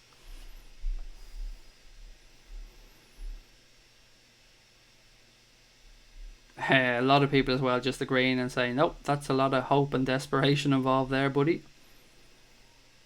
Gaz says, can't wait to see how Keita and Sadio start linking up with Sturridge, and Sturridge is like a new signing, excuse me. Come on, you mighty red men. I hope to God, Gaz, mate, that Sturridge can get through this pre-season and prove his fitness, because look, I know he only has 12 months left. We may lose him at the end of the year, but if we can get a semi-decent season out of him, having him on the bench, or having him in and around the training ground, and having him teaching other players, and having him passing on his knowledge to the youngsters, and having him there for Ryan Brewster to bounce off as he's coming through, it can only be a positive thing. The only thing that's ever held him back is his fitness. Nobody has ever questioned his ability, so fingers crossed. And look, we've been burned before. We can but wait and see, but I'm like you, I think he should be kept around until either we bring in a couple more signings, or maybe till January, until we get Alex Oxlade-Chamberlain back, and that may not even be January. They said like it looks like it'll be even longer for Alex Oxlade-Chamberlain. Monkey saying positive vibrations. Absolutely, nothing but positivity on here, guys. It's our year. It's our motherfucking year, and people are going to have to deal with it because the Reds are here to stay. Uh, is it Cyber West or Cyber Voice? Cyber West. We'll go with Cyber West. Hello and welcome. Thank you for joining the stream. Farrell says a healthy Sturridge can easily give you 15 to 18 goals. No, absolutely. Danny Sturridge, if he's fit and gets game time, can certainly bang in 15 goals. But I'd be delighted with a season where Danny Sturridge got us 10 goals. That would be a big weight off the shoulders of the guys up front. I mean, 10 goals from Danny Sturridge would contribute a lot. 10 goals from Sheridan Shaqiri will contribute a lot as well. And then, as I said earlier on, the midfielders have to start contributing more goals as well. Mickey says, shout out to Cyber West, a United fan who knows how to debate. Great, welcome. As I said, everybody's welcome in here as long as they're polite to each other and they're here for a bit of banter about football. Absolutely, you're more than welcome. Some people forget how good Sturridge can be, says Monkey. I don't think anyone's ever really had any doubt about his quality, mate. I don't think so anyway. It's just his injuries, isn't it? I mean, he hasn't had a full season of fitness since 13-14, and he probably had an injury in that season as well, if memory serves me right. But peak Daniel Sturridge, I mean, the guy was an absolute quality forward.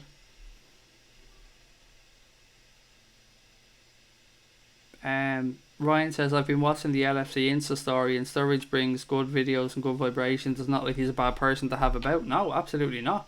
Anything I've ever seen of Daniel Sturridge, he seems to be a great influence in and around the club, particularly with the younger players. He seems to be a very good influence on them. He seems to always have time for them, advise them. As you've said, you've seen some of the car videos in the cars and stuff he's made. The guy's an absolute laugh, and I'd imagine he's brilliant to have around the dressing room. Mickey says, would you take Max Meyer as a free transfer? He's a boss attacking midfielder. I'm really worried as to why nobody has snapped him up. Reading a couple of things earlier on, a few journalists were maybe suggesting that there might be a bit of an attitude issue there with him. He might think he's a bit better than he is. He might be asking for a little bit too much money. I don't know, but it is madness that nobody is taking a punt on him. He's a free agent. It's only going to be a signing on fee and wages. You'd imagine that there'd be clubs around Europe queuing up to get him in. So it is nuts that he's sitting there at the minute without a club, particularly as pre-season has started for most clubs. So yeah, it's nuts. Why isn't anybody taking a punt on him? It's not like they have to deal with another club or they have to do anything like that. He's there, he's a free agent. It's just a matter of calling up his agent, agreeing a fee, agreeing a deal, signing on fee, getting him in for a medical. It's madness. There must be something to this. There must be something behind the scenes, or he must be asking for ridiculous money or something. Far Isle says, if we could turn 6 of the 12 draws into wins, we'd have 89 points. That's it. It's simple things. I mean, at home we were unbeaten last year, unbeaten throughout the entire Premier League season at home. All we have to do is turn a couple of those draws into wins, as we said, and we're on the way. Pick up a couple more points away from home as well, and you know we're in contention then. But it's all about getting off to a good start for me, guys, and it's going to be a really disjointed start to the Premier League campaign for everybody. Not just for Liverpool. Lots of clubs have had broken pre-seasons, players coming back late from the World Cup, transfer windows that haven't even started yet for some clubs, and it's going to close in 19 days. So lots to get done, lots to see what's going to happen here, but getting off to a good start will most definitely help this season with anyone that's wanting to challenge for the Premier League. Jack says, do you think Woodburn will be played more this season? Sadly, I don't. I just think with Brewster coming through, if there is game time going to be put aside for a young player, I think it probably will be more for Brewster. And look, I know they're different players, they're different positions, but I just think, I don't know, last year he had an injury obviously, and he just didn't break through as much as you'd have hoped. Ben Woodburn last year, I think maybe you'll see a loan for Ben Woodburn. I don't know what to make of that situation, Jack. It's strange because last year, if you'd have asked any of us, you'd have assumed that he was definitely going to have a breakthrough season this year and got more game time last year. So it is a bit of a noodle scratcher why he hasn't got more time. Dave thinks that Max Meyer's looking for 8 million a year. So what's that, 160 grand a week? Depending on his signing on fee, is that too unrealistic? Because I mean, if you think about that spread over the course of a 4 or 5 year deal, it's not wholly unrealistic. You would have thought there would be some clubs willing to pay it, particularly Premier League clubs. Thomas says Max Meyer played last season as a DM. Maybe he wants a position change.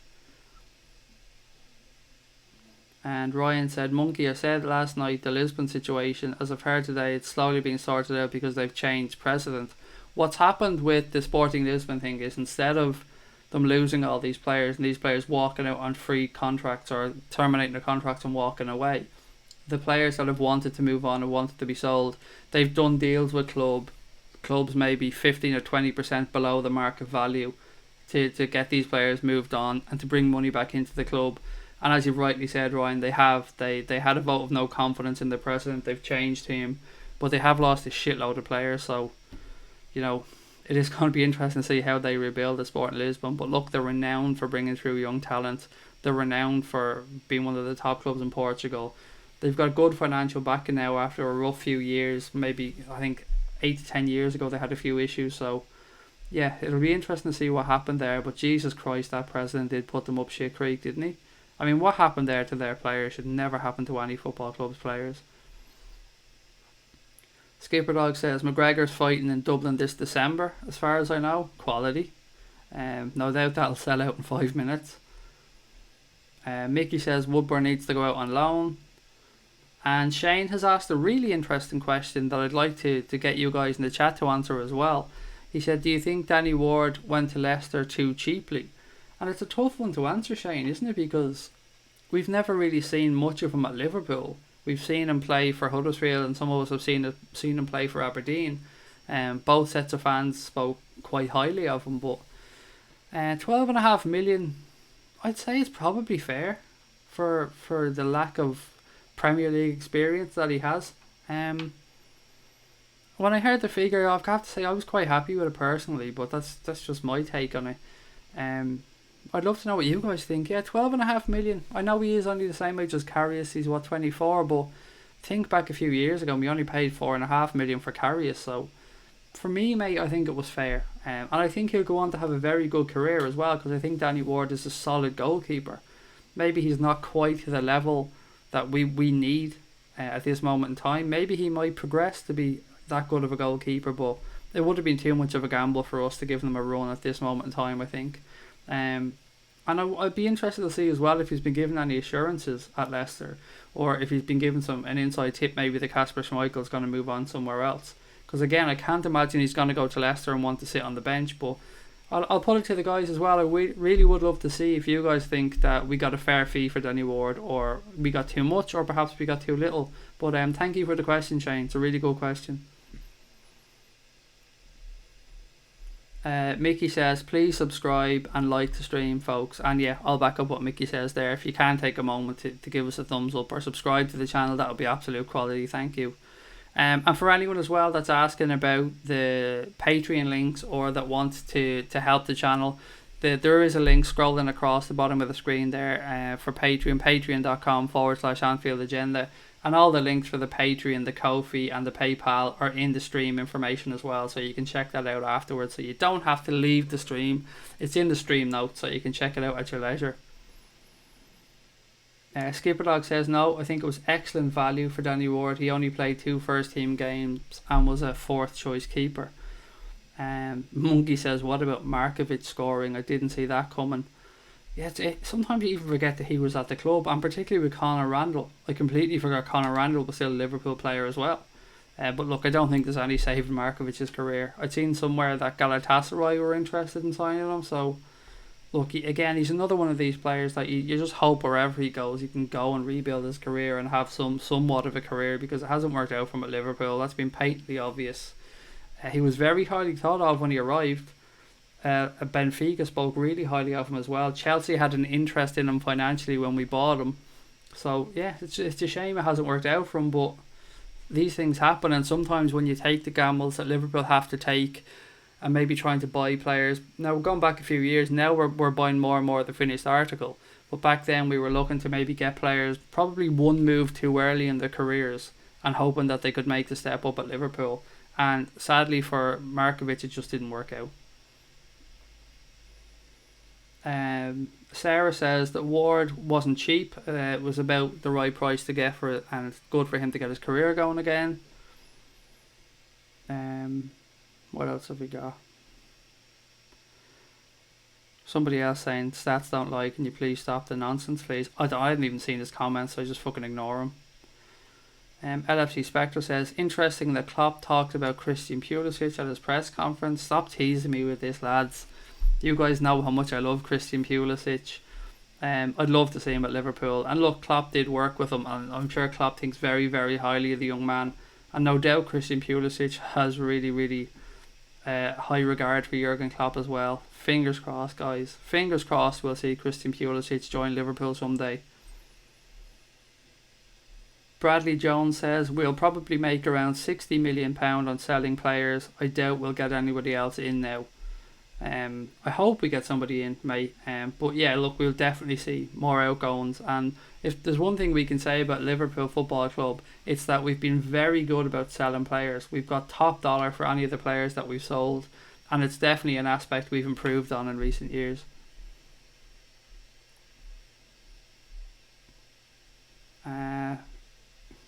MDG United fan says, what do you think of our chances? Honestly, trying to understand an outsider's perspective.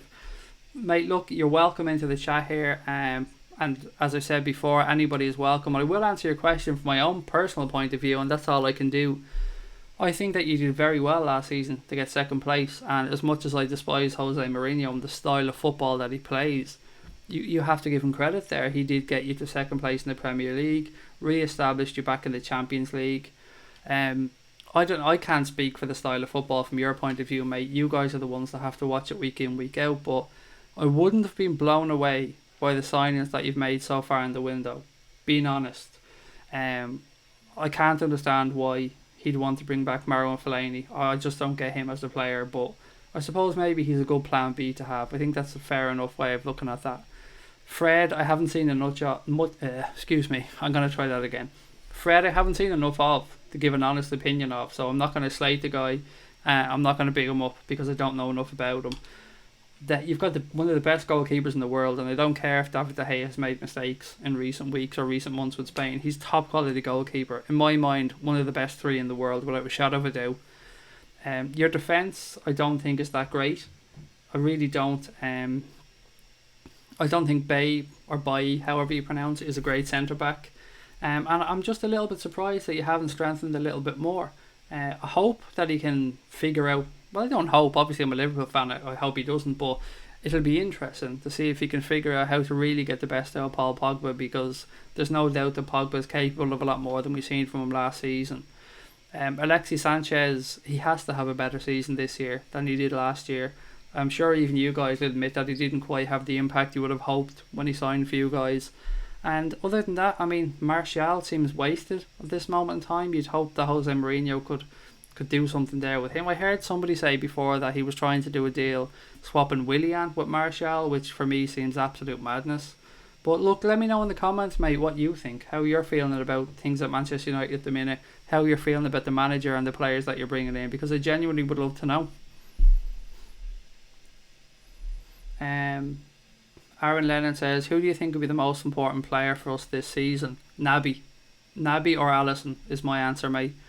I think they're going to have a huge impact anyway. I think I've been bigging up Naby Keita for months now. I think the impact he's going to have on the entire Premier League, I don't think people quite... I know Liverpool fans may understand how good he is, but I don't think opposition fans quite understand how good he is. We've seen this with Bobby Firmino as well. It took opposition fans 2-3 years to realise quite how fucking good Bobby Firmino is and quite what he brings to the team. So I think people may be thinking that Naby Keita isn't as good as he is, but my God, he is a footballer. He's one hell of a baller, and he is going to take the Premier League by storm. And obviously Alisson as well. If Alisson can start making saves that you expect goalkeepers to make and can get through a few error-free games, I just think that the confidence in the whole team is going to go up through the roof. And anything is capable then. So for me, I'm going to say either Alisson or Naby Keita. But of course, I could easily name about 5 or 6 players.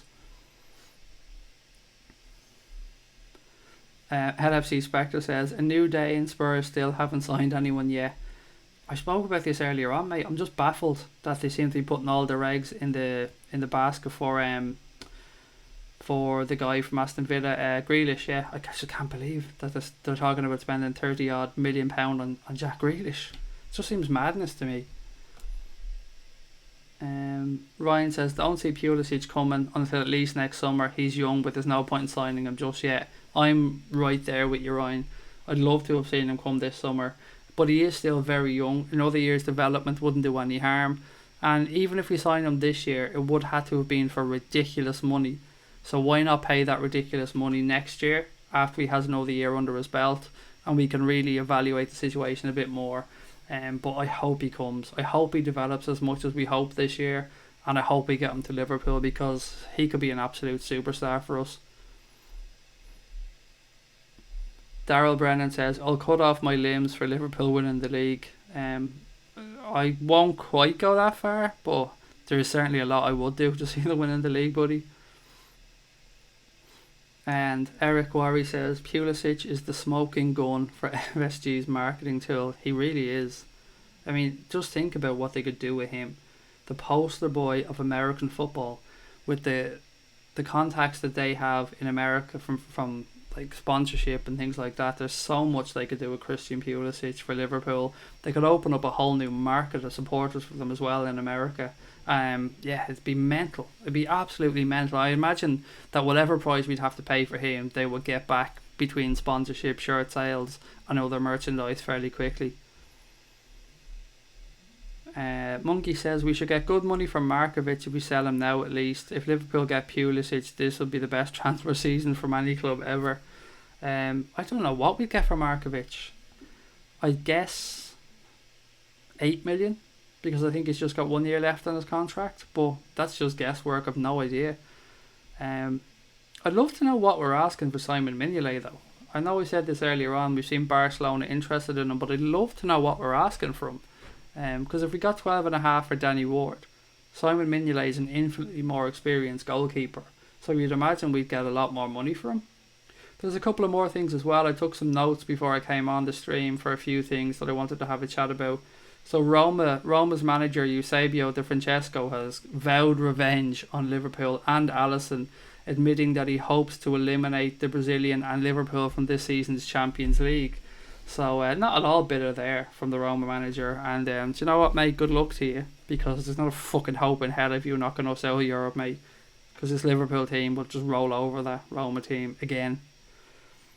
It's been a year to the day, guys, I think, since we signed Andy Robertson from Hull City. So I just wanted to take a minute to appreciate quite how good a signing Andy Robertson has been.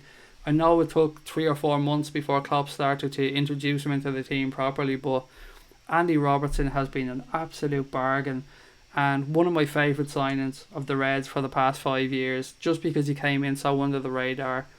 I keep saying it, but we basically swapped him for Kevin Stewart.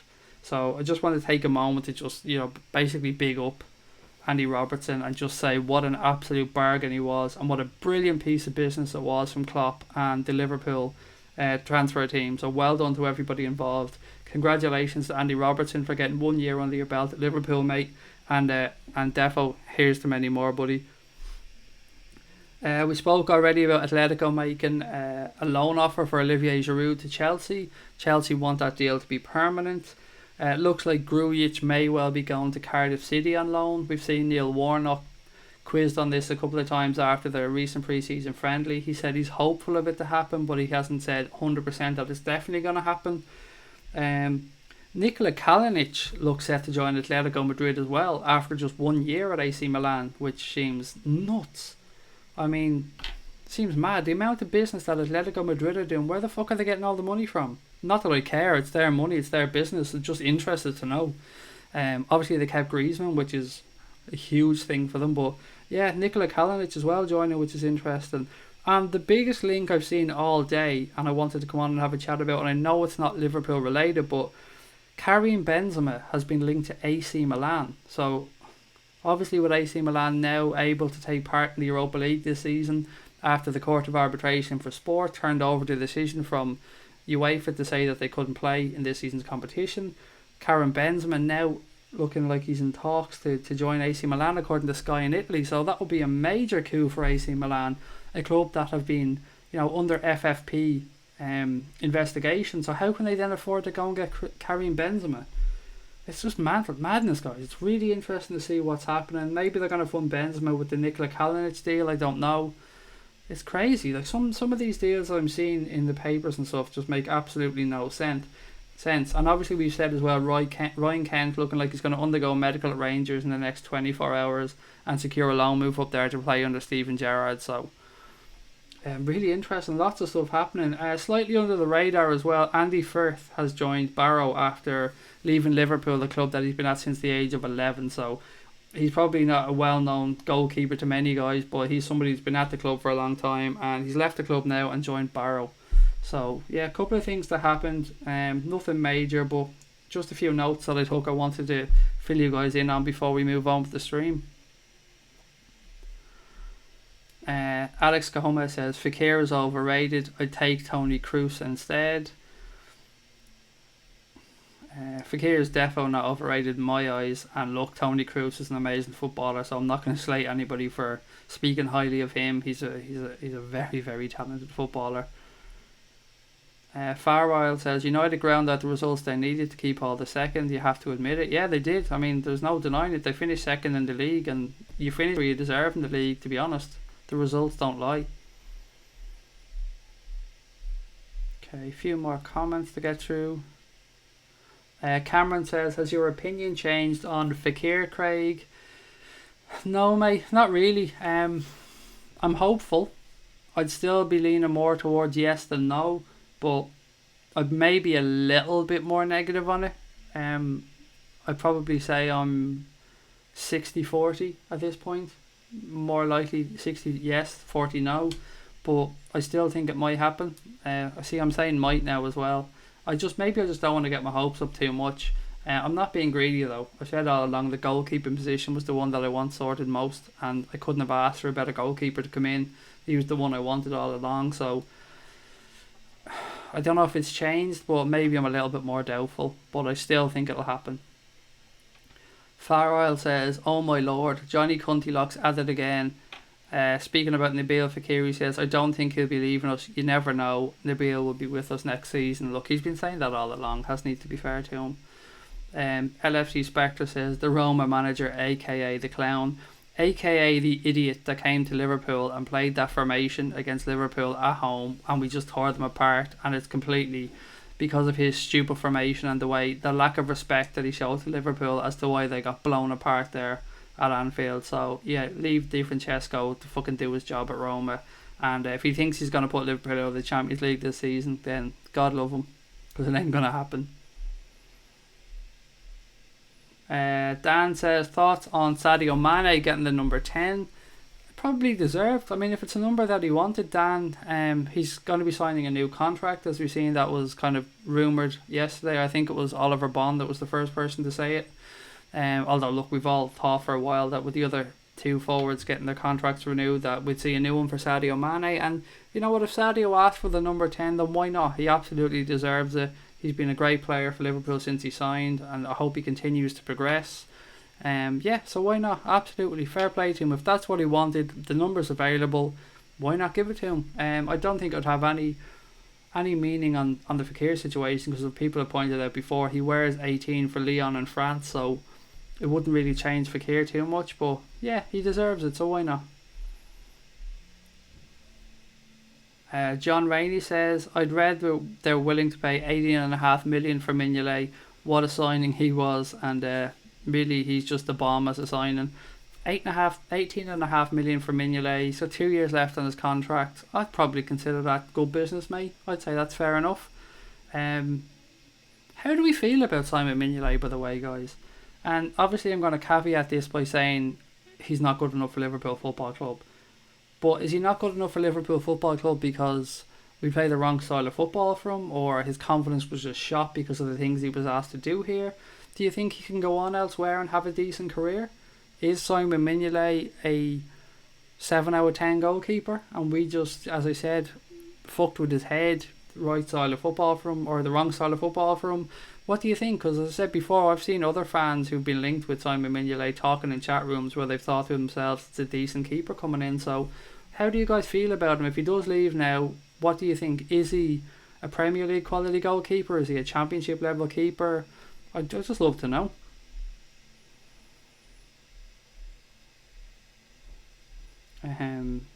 What else have we got? Far Ryle's asking how he did something. I'm not sure what that was, buddy.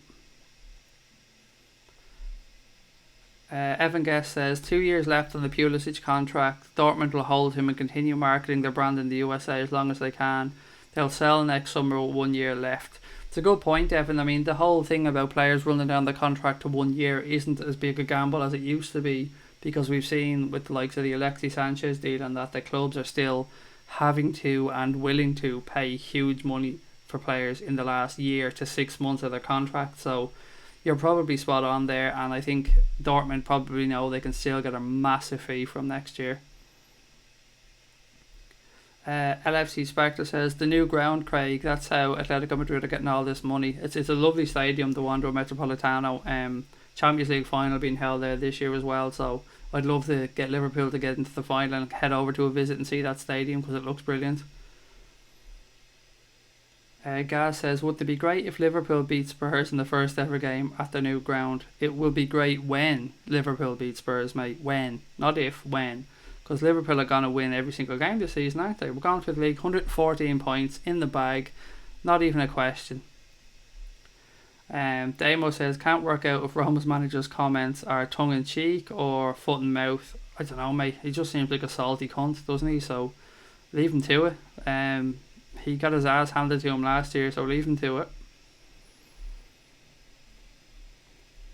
What number will Alisson wear? It seems like number 1. His gloves seem to suggest number 1 anyway, because they have AB1 on his gloves. So I'd imagine if they say that on his gloves, and that's the number he's kind of used to, and I'd be amazed if he didn't wear number 1. But again, we'll get to see very soon. Lubac says, I think the reason these trolls come on here, Craig, is because as it goes dark, the curtains restrict their access to the windows for them to lick. That is fair, but to be fair to a lot of these guys as well, Lubac, mate, the buses these days do have different flavoured windows for these kids to lick. So, they do have quite a selection out there.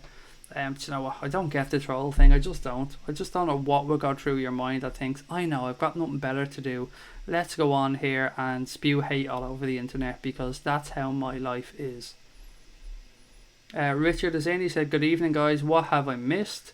Nothing major tonight, Richard, mate, just lots of if, ands or buts around Fekir, lots of chat about the pre-season, the Dortmund game tomorrow, the likes of Simon Mignolet possibly leaving to Barcelona, Ryan Kent going on loan to Rangers. Nothing major, mate. It's just been a lot of chat amongst Reds tonight. No breaking news or anything like that. Shane says, would you still want Liverpool to sign Fekir if there's a doubt about his fitness? No, is my honest answer there, mate. It's too big of a gamble for this club to take if they can't be fairly certain that his knee will hold up.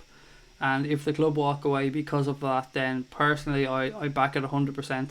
As much as I'd love him to sign and as much as I want him to sign, I'd rather them play safe. And if there's any doubts, walk away, because that's money that could be reinvested in another player that may be a little step below him perhaps, but it can be, we could be almost guaranteed fitness wise. So I'd play safe personally. But again, I might have different opinions to everybody else in the chat. Raptor says Mignolet is an ugly twat, but he's also not that good, but he does actually have a half decent he does do a half decent interview, but then again I hope he goes, to be honest. Wrigley Mick says, evening all, he just reached his level but he wasn't good enough for us. I think that's a fair comment, to be fair, I think, around Mignolet. Cameron says, to be honest, Mignolet has more confidence to be our number 2 than Karius. Yeah, I suppose I get where you're coming from, Cameron, but I think we owe it to Karius as well to help build him back up. He is part of the Liverpool family, and Klopp did bring him to the club, so Klopp feels like he's his boy, and I think Klopp would want to oversee the guy building back up his confidence, and I can understand it as well. I'm not too bad about Karius staying as a number 2 personally. Love LFC podcast says nothing but Reds podcast. Okay, that's completely gone over my head. If you're plugging your own podcast, great. By all means, why not? It won't be as good as our podcast, but by all means, come in and plug your podcast. Sarah says, been a good servant, but now his time's up. Time to move forward. Lubac says he wanted Isco 5 or 6 years ago. The Raptor says 93 thumbs up and 3 fucking thumbs down. We get to 100 thumbs up, guys, can't we? Come on, we've got 45 minutes left. Surely we can at least get to 100 thumbs up, and that's been a quiet night, to be fair. So let us get to 100 thumbs up before we finish, if that's possible. Wherever the thumbs down end up at, so be it. Who gives a shit? And look, if you're watching, if you're new into the stream, if you're just joining the chat and you haven't yet taken the time to subscribe to the Anfield Agenda YouTube channel, now's the perfect time to do so. We're going to have our first ever watch along tomorrow for the Borussia Dortmund game. You got all our podcasts as well uploaded to YouTube. If you do like podcasts and you haven't tried our podcasts, you can get them on iTunes, Acast, Spotify, Podbean, Castbox, pretty much every major podcast app. Just search for the Anfield Agenda. And as I said, all our content on here is 100% free as well, so why not subscribe? Seems as good a chance as any. LFC Spectre says Gark Mulbridge is one gobshite, Craig, don't you agree? 1000,000,000%. He's an absolute fucking plank. Obviously I'm gonna have to keep reversing his name around. It's no accident that I'm saying Gark Mulbridge. But yeah, I keep saying he's Mammy's special little soldier. And what else have we got? Paul Turner says 100, and Vinnie Johnson says we've got 158 watching. So look, there we are. We've 158 watching. If everyone can be absolute legends and just take 2 seconds to just hit that thumbs up button, it helps us get suggested to other users and other Liverpool fans as well, which in turn will help us grow the channel. So if you can just take a moment to do that, it would be very much appreciated. And says alarm soon, Craig. Oh, we're still a bit away. That's 29 minutes until that motherfucking alarm starts ringing. And you guys know what that means. It means Kango hammers go off in my head. What else have we got? LFC Spectre says, I really hate Gark Mulbridge talking crap. Is he real or a robot? And you know what? I honestly can't figure it out. I can't figure out if that lad is somebody who's really just on here to make money and is obviously making money with the numbers he gets on his channel. I'm sure he's making a good bit of money from it. Or if he's just a spa. Either way, I can't figure it out. If it's just a money thing, then you know what, fair play to him. He has LFC YouTube on string sometimes with some of the shit he baits them with, so why not? If he's there to make money, fuck him, fair play to him, he's doing it. But if he is genuinely a football fan and that's the way he thinks, then God help him. Seriously, God help him. Monkey says, I only have one thumb. I blew the other one off in Vietnam. Can you guys help and give a thumbs up on my behalf? Yeah, you gotta help a vet like that, don't you, to be fair? Monkey's trying to give a thumbs up, but he can't do it, so it's up to us, guys. Hit that thumbs up. I love how inventive you were there, Monkey mate. Thank you.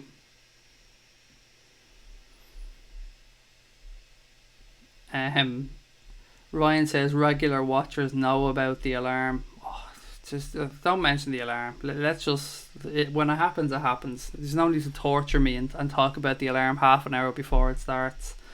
I can almost hear my wife sniggering as well when that fucking thing goes off.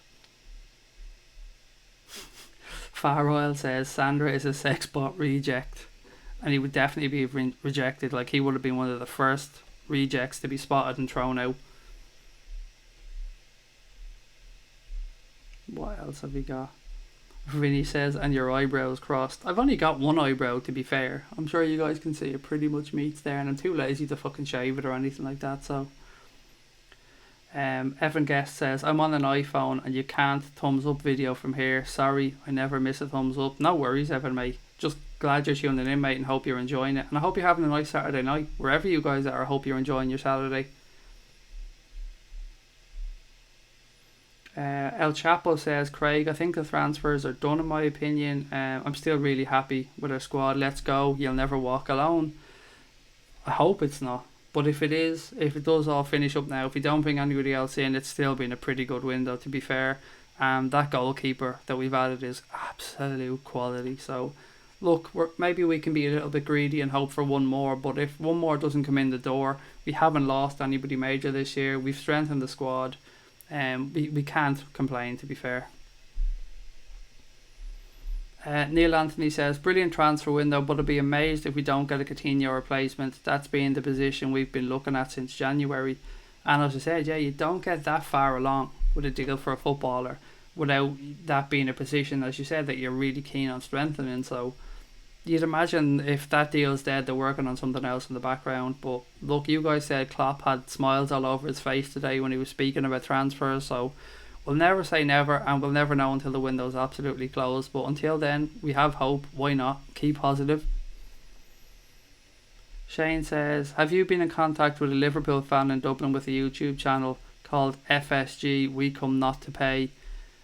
He can be too critical of the owners at some summer. I have spoken to that guy before on a podcast. I had him on a podcast to have a debate with a couple of other people for the pros and cons of FSG. He obviously was in the anti-FSG camp, and then there was other guys who were either for FSG or either way. But he wouldn't be somebody who I'd have a lot of time for. I'm not going to slag him off. I'm not going to slag anybody else off like that because I don't like slagging off other Reds. But he's not actually from Dublin. He's from Selbridge, I think, which is in Kildare. But I know who you're talking about. But no, I'm not. I haven't really had much contact with him. I know of the guy, to be fair, but he's not really somebody who I'd be close with or somebody who I'll be talking to anytime soon. Let's just put it that way. LFC Spectre says Gark Mulbridge, aka Sandra, is the robot parody of the United Stand. Craig, he's I don't know how to describe him. He's almost like the guy from The Office, isn't he? He's almost like David Brent, except worse, if that makes any sense. He's a cringier David Brent. That's probably the best way I could describe him.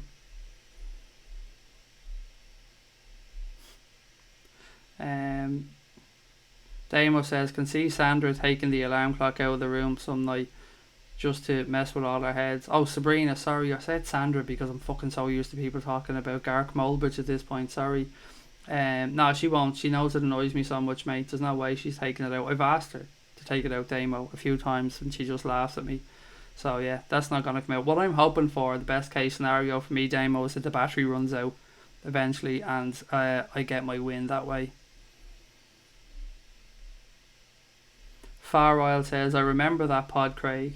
Yeah, and I think you know what the outcome was then. If you remember the pod, you remember what way it came out, and it was pretty emphatic one way, let's just put it that way. One side had facts and figures done out, and the other side were clutching at straws.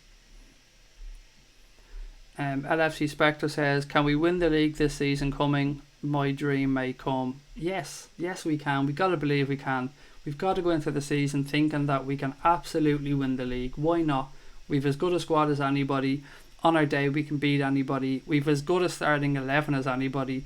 And you know what? I'd say our manager is better than anybody else's. So absolutely, why not? Let's go into this year and think, we're Liverpool Football Club. We fucking deserve to be here. Let's go and get this Premier League sewn up.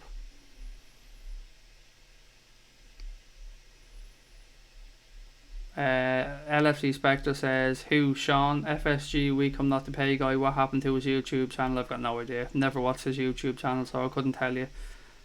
And yeah, I'm going to gloss over any more stuff around him, to be fair, because I don't want to waste my time talking about him. And that's no disrespect to you guys, by the way, so don't take it that way. Far Isle says, you just know that the wife is going to creep in when you're out and replace the battery. She fucking would as well. That's the thing, she would. That's the kind of sense of humour that my wife has. Crosby Jones says, Gark is a combination of David Brent and Alan Partridge. Good show. Who would he have the looks of, though, to be fair? He probably look more like the other guy. the guy from, the US office. No, not the US office, the English office, but the guy that thinks he's special armed forces. What's his name again? They got David Brent's kind of assistant fella. I can't think of his name, but yeah, he kind of looked more like him in that he's a fucking absolute plank. Evan says, Craig, I've always been pro FSG, living in the States and supporting, or all sporting minds in the US never speak badly of them from a baseball sense. What Liverpool is experiencing right now is the same script as the Red Sox acted out. I know they're very highly thought of, Evan, in America, and the thing about the Red Sox, I never liked our fans looking at how the Red Sox were going about business or the amount of money that the Red Sox were spending and thinking that it was Liverpool Football Club's money. I mean, that never made any fucking sense to me. The two things are completely separate entities. And yes, FSG might have more of a sentimental attachment to the Red Sox. That's so what? That's fair enough. But for fans to think that they were taking money out of Liverpool Football Club and fucking funding the Red Sox with it was just absolutely insane to me. And you're right, they know how to run a sports team. They have a great history and background in running sports teams. They broke the curse of the Bambino as well, the Boston Red Sox, and I can't remember how long that one was, but I know it was significantly longer than we've been waiting to win the league over here. So fingers crossed they broke the curse of the Bambino. They can come over here and get Liverpool a Premier League title as well. LFC Spectre says, going to watch the game in Dublin, mate. I'm still waiting to find out about the press pass. Until then I can't make any plans either way. And it killed me that I didn't buy the tickets because I wanted to see about the press pass, because I got it last year, so I was hoping we get it this year. Still haven't heard anything, so it could be a last minute thing for me, mate. God, sorry guys, I have to take a drink. My throat is absolutely killing me. I hate taking a drink. It just feels like about a minute long that I'm drinking. Far Isle says, I think 90 years was for the curse of the Bambino. Jesus, was it that long? That's fucking... Imagine having to wait that long. You really would appreciate it then, wouldn't you? Wrigley Mick is saying, I'm going to watch the match in Dublin. I can't wait. As I said before, if we do get sorted out and we are there, myself and Connor are attending, we would absolutely love to meet up with anybody that's going to the game in Dublin. We can meet up beforehand or afterwards. We can film some stuff together. We can do a few interviews with you guys if you want. But yeah, definitely, if anybody is going to the game, let us know. Stephen Kelly is saying tickets are still available. Yeah, absolutely, buddy, if they are, but I still can't buy them. I can't take the chance in case we get the press passes. So, gotta hang off till the last minute.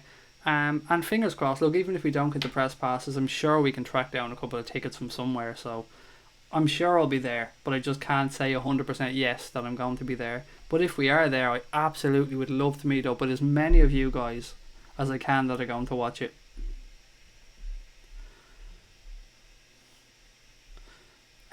LFC Spectre says, Conan Connor is coming with you, Craig. Yeah, absolutely. Well, me and Connor do everything at this point with Anfield Agenda together, because it's basically us that run it. So if one of us goes, we both go. Let's put it that way. Far Isle says, sorry Craig, the curse of the Bambino was 80 years, but still, what a length of time to wait to win something. Craig at large says, I don't see why you can't win the league. If you don't, Klopp should be fired. He has all the tools now. You're right to one sense, yeah, there's no reason why we can't, but relax with the second Klopp now, to be fair. He has time on his hands. I mean, I wouldn't be talking about that for 3 or 4 years yet, buddy, but you're right, we do have all the tools. He does have everything he needs to go and win the league at this point. There's no more complaining that he hasn't been backed. There's no more complaining that he hasn't got a big enough squad. You're right, he has absolutely all the tools at his disposal now to go and make Liverpool real title contenders, and I'm confident that he'll do it as well. But yeah, I don't want to hear any talk about sacking the manager. And I know where you're coming from. I know where you're going with it, but he's got a lot of good faith left from Liverpool fans, and I'm sure from the owners as well.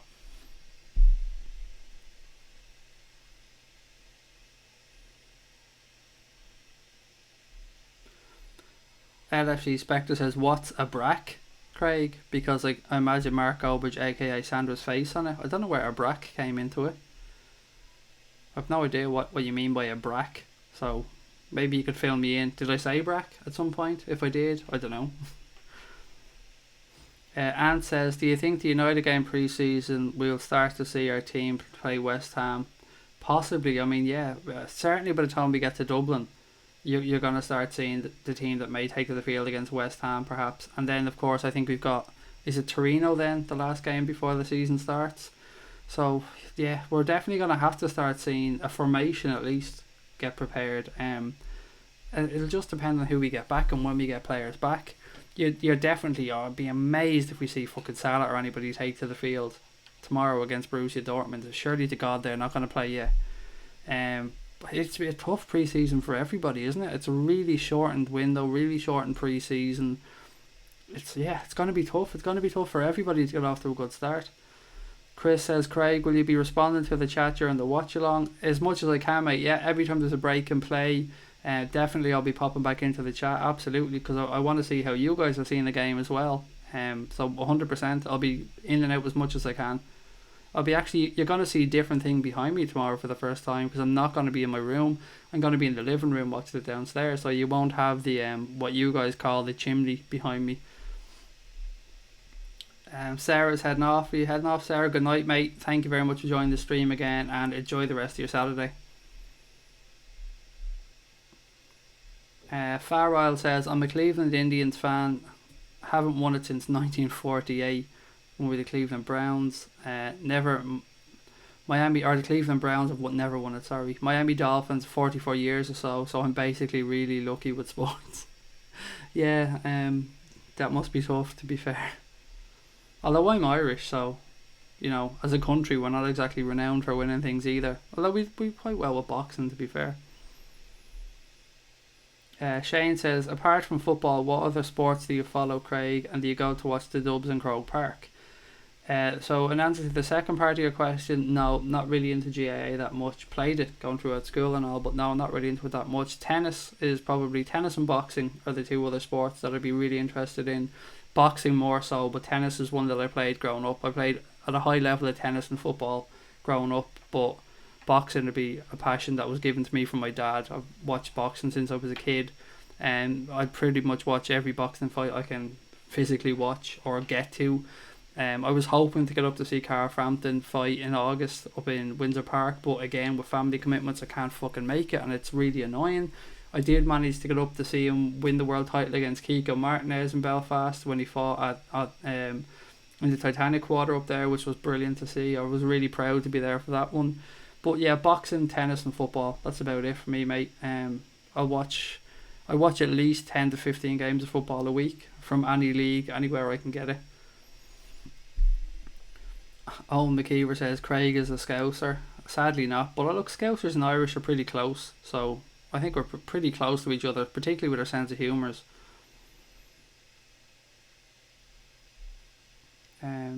Maybe you're talking about Craig at large. Sorry, if you're talking about that guy, then I have no idea. If he is a Scouser, brilliant, great to have him in. Far Isle says, watch along in between his screaming, happy or sad he will be. I won't be screaming that much, to be fair, because there's nothing really on these games. For the real mad antics, you're going to have to wait till the Premier League starts, because it's a bit tough to get emotionally involved in pre-season, isn't it? To be fair, you just want players to get through the games, get minutes under their belt and not get injured. What have we got? 12 minutes till the alarm goes off. My throat is absolutely killing me tonight, guys. I don't know why. I must be very dry in here or something. Thomas Boland says, thoughts on GAA and the Liam Miller situation?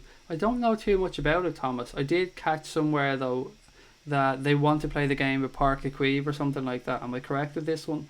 And that there's an issue over a game of football being played in Park Equive, which, if true, I would have thought we were past all that shit, to be fair. I hope it can get sorted, because I mean, as an Irish sports person, Lee Miller deserves immense respect, and he died far too young, clearly, so it's a shame if silly things like this can't be sorted out. Patricio, someone saying it's a good signing as well. He is, to be fair. I mean, he was a very good signing. What else have we got? Monkey says, same as you, Craig, I like boxing and footy. I really do love boxing, to be fair. I mean, I really do. Monkey says the only team I didn't want to win the World Cup was France, so of course they won. I said all along I thought Spain were going to do it. I knew they were an aging squad and stuff like that. I just thought maybe with Iniesta, this being his last tournament, they would have upped their game, but wasn't to be. And you know what, France deserved it, to be fair. El Chapo says, yeah, Craig, the GA won't give it to them, and Turner's Cross only holds 7,000, and it seems shitty, doesn't it, to be fair? I mean, you'd have imagined that as a country we've moved past all that shite, the difference between football, GAA, and all that stuff. I mean, it's an Irish sportsman at the end of the day, and GAA, I know that anybody involved with GAA are tremendously patriotic, and rightly so, but, I mean, come on. You would have thought we were past that as a country, and you would have hoped that somebody had passed away, an Irish sports person, and that they could get past this. To me, it just seems fucking ridiculous.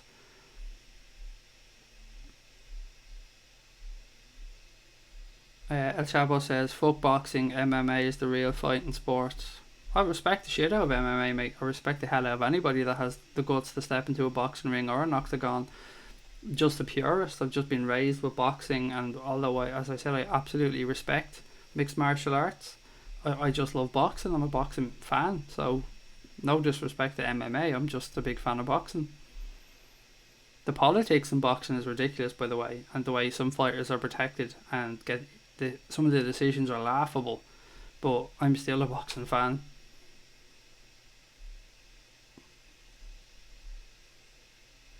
And what else have we got?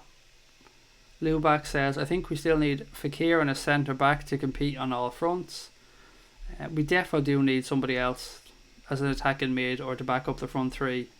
Ideally a centre back as well. I can't disagree. But I still think with what we have at this moment in time, we should still be capable of mounting a serious challenge. But I absolutely agree that we definitely need what you've said as well. Monkey says, favourite fights, I like Eubank versus Ben, Ward versus Gary, I have the Trilla and Mineta. Obviously I liked Chris Eubank against Michael Collins. That was fucking hilarious. The whole thing about Collins being, or did I say Michael Collins?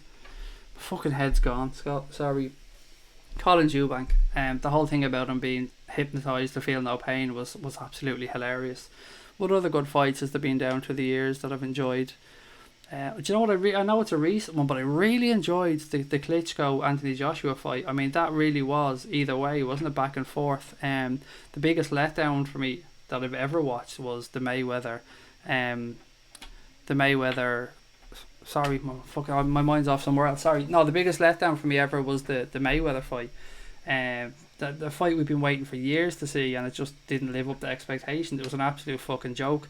Pacquiao was probably 5 years past it, and that fight should have taken place 5 years earlier. Similarly to the whole thing about Amir Khan and Kell Brook, that should have happened 5 years ago as well. And look, I know they're saying they can still build a fight and stuff, but they were both in their prime. It should have happened before.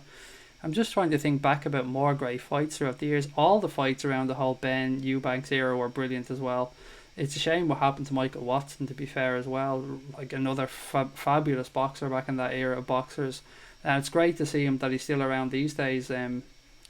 What other great fights? I love watching Katie Taylor as well, by the way. What she's done for Irish boxing has been tremendous, and she's already a double world champion in the professional ranks.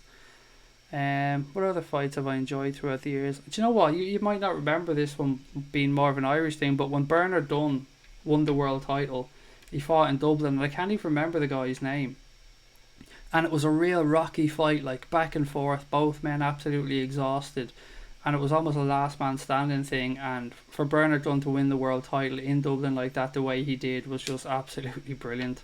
But there's so many fights we can talk about over the years, and we'd be here for an awfully long time. There's also a shitload we can talk about that were absolute robbery, and that should never have happened. Yeah, there's a lot, but this isn't a boxing stream. But Jesus, maybe I don't know, maybe a boxing podcast would be the way to go at some point.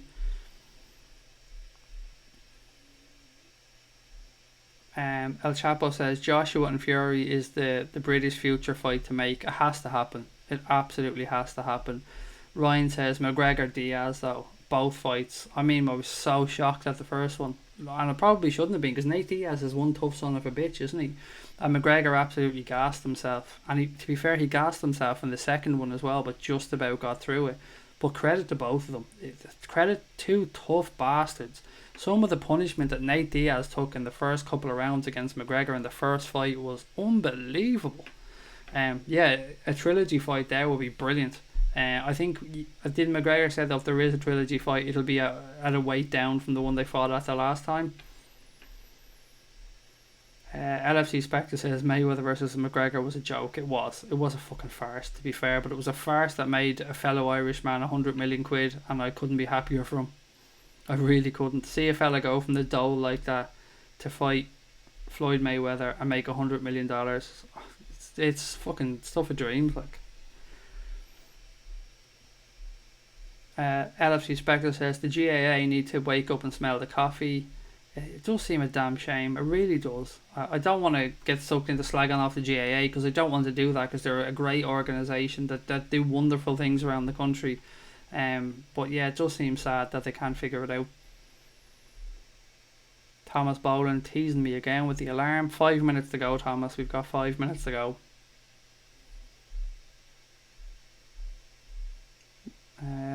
Neil Anthony says Götze looked great versus City. He could still be an option at a cheap price.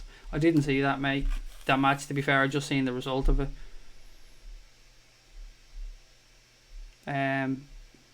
Stephanie Hopkins says it's Sam Eglinton all the way for me. Really good fighter as well, to be fair. Would he make it really, really at the top level, though? I don't know. I'd have doubts. Craig, what do you think of the Nevertonian boxer Tony Bellew? Hats off to Tony.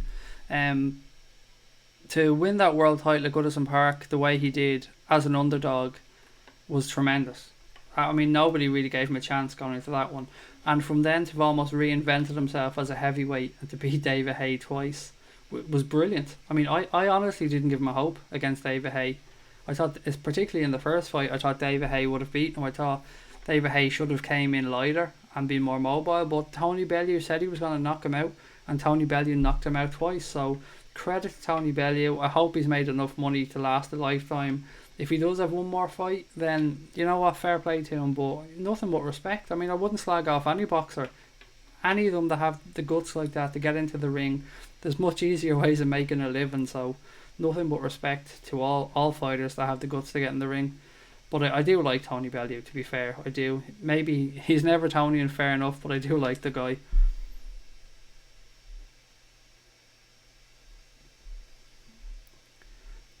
Nathan John James says, Anfield Agenda, I was brought up in and around boxing too. My dad was a trainer, helped to train Noah Wilder's three world bantamweight champions. Wasn't a good friend growing up, constantly though. My dad, a really good friend of my dad's, was a sparring partner and a stable partner of Mike Tyson's, Joe Egan. I don't know if any of you guys remember him. I think now he's known as Big Joe Egan. I think he does acting these days, to be fair. I think he's in a few British gangster films and that. But yeah, Joe Egan was a really good friend of my dad's. He fought under Barney Eastwood in America and sparred with Mike Tyson. I think Mike Tyson actually called him the toughest white man in the world at one point. But so like yourself, mate, I was raised in and around boxing. Thomas Boland is heading off. Good night, mate. Nice to see you. Look, before this motherfucking alarm goes off, let me just remind everybody that tomorrow for the game, I will be coming on at 8:45 and we'll be doing a watch along of the Borussia Dortmund game. So if you're tuning in tomorrow night expecting the stream, it will start a little bit earlier. We'll be doing the watch along. Probably have a short stream afterwards then where we'll jump into the chat and see what you guys thought of the game. But yeah, so 7:45 tomorrow night I'll be doing a watch along. If you're watching the stream now and you haven't yet taken the time to give us a thumbs up or subscribe to the channel, why not do so? Now is the perfect time to do it. Tonight's been a little bit unusual for us in that it's been a bit quiet. There hasn't been that much to talk about. I'm feeling a little bit under the weather tonight, so apologies if I've been off a little bit. But yeah, I hope you're enjoying it, and if you could just take a moment to hit that thumbs up button, it would mean a lot. Stephanie says Big Joe is a great man. He's an absolute gent, he really is. Lots of time for Joe. Adama says thank you very much, Mr. Eastwood. And Paul says he can't stand David Hay. I remember him slagging off the people in Liverpool at the press conference. Yeah, I remember that as well, to be fair. Did anyone see the Gassiev versus Usyk fight? No, I didn't, and I know that was on ITV box office as well. What was the result of that? Can somebody tell me, because I didn't get to watch it and I haven't even got a chance to look at my phone to see the result. If anybody in the chat does know the result of that fight, please do whack it in the chat there and let me know. What else? 116 likes, says Paul Turner. Brilliant, thank you guys very much appreciated.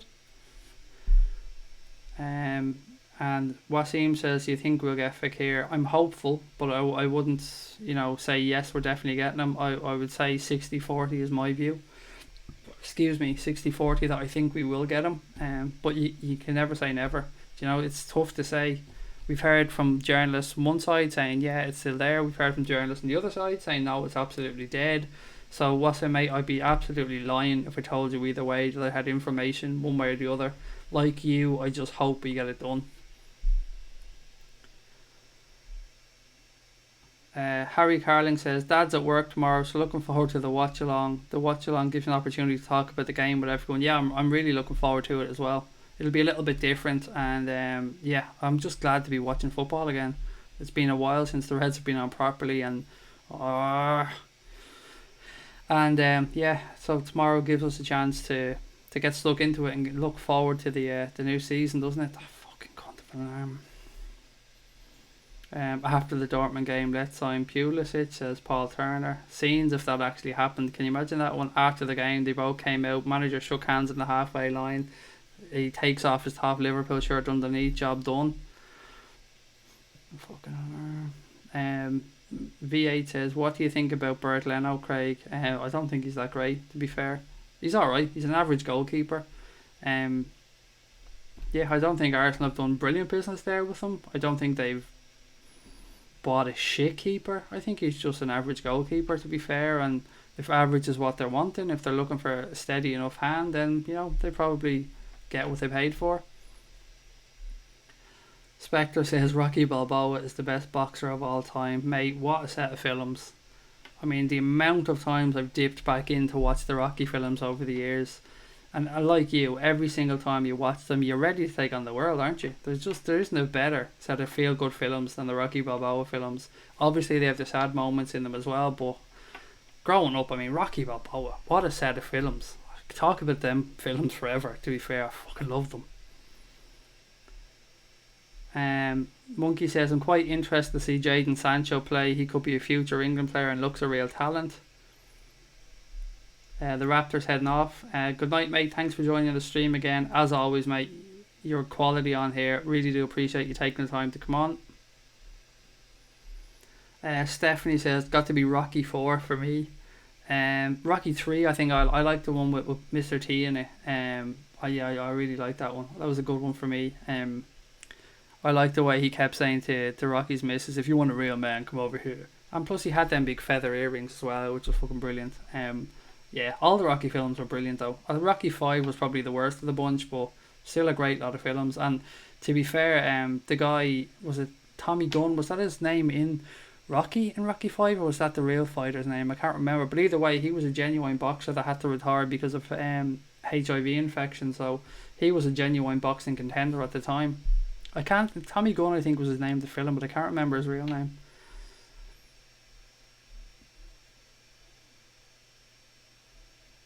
Rocky 3 is Monkey's favourite, same as me, mate. I think that's probably my... Although, to be fair, the first one's pretty damn good as well. What is his name? What was Tommy Gunn's real name? Is it Stephen something, is it? Or... I think he has an Irish name, if memory serves me correct. What the fuck was his name?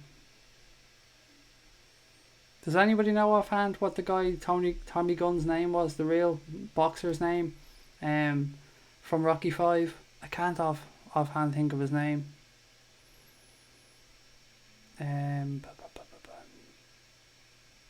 No, I can't think of it. Anne says no alarm, it's died. The alarm went off, mate. Did you not see my eyebrows cringing when it went off? Tommy Gunn was the boxer's name, but I can't think of the guy's real name. As I said, he was a real boxer. He was a genuine contender, but with HIV. He couldn't fight, obviously, because he was infected with HIV, and with bloods and cuts and stuff. At that time, he wasn't able to fight. I can't think of his name though. Tommy Morrison. Neil, you absolute legend. There you go. Tommy Morrison. That's the guy I'm trying to think of. Yeah, as I said, he was a genuine, proper boxer that just, obviously, as I explained, couldn't have his career. Look, loads of people there. Tommy Morrison, quality.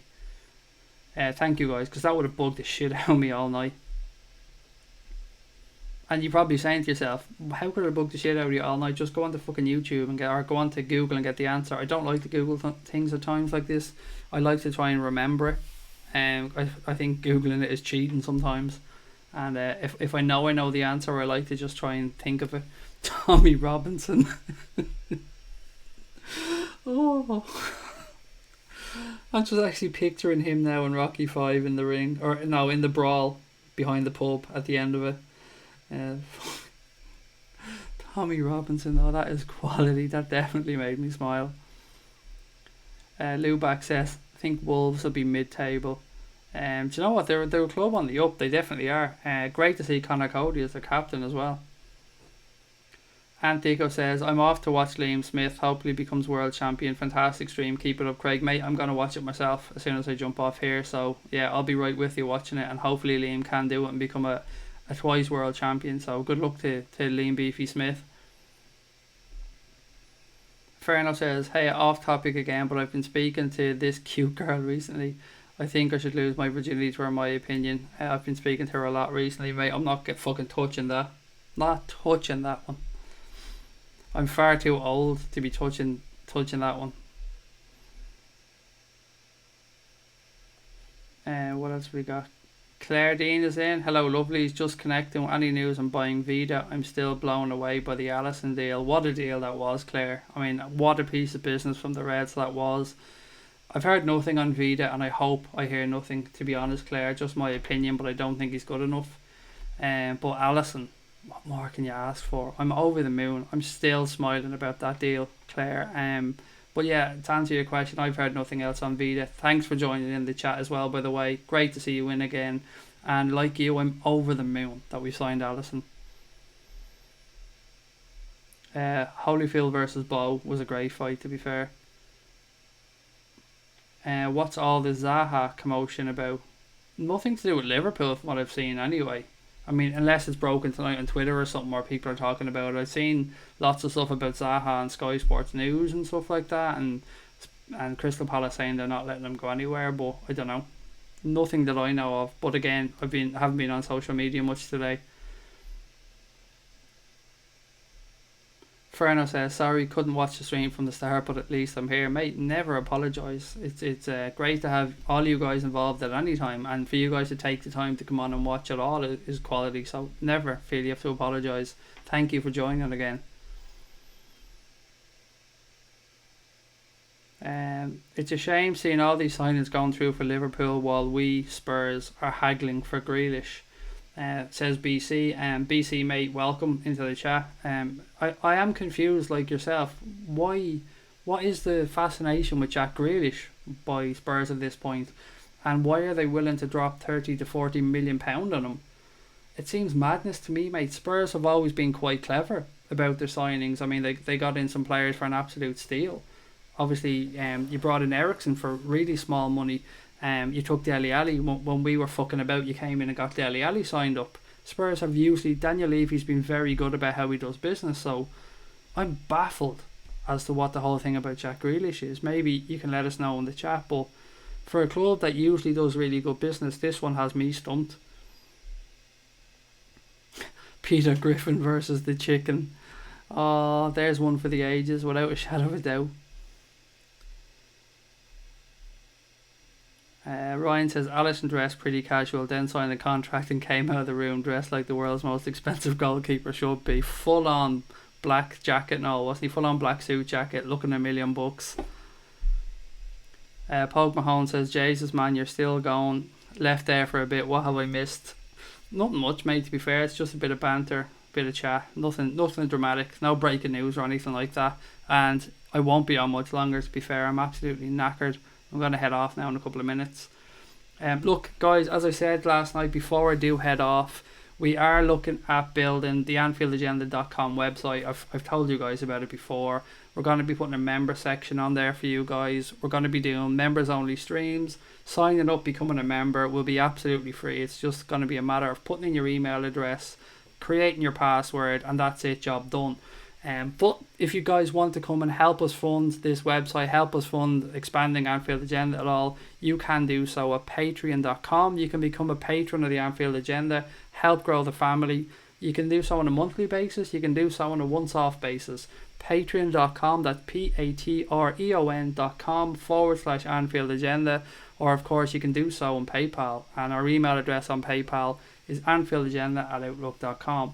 But if you can't do that, if sending money isn't for you, if it's something you're not comfortable with, by all means, I completely understand it.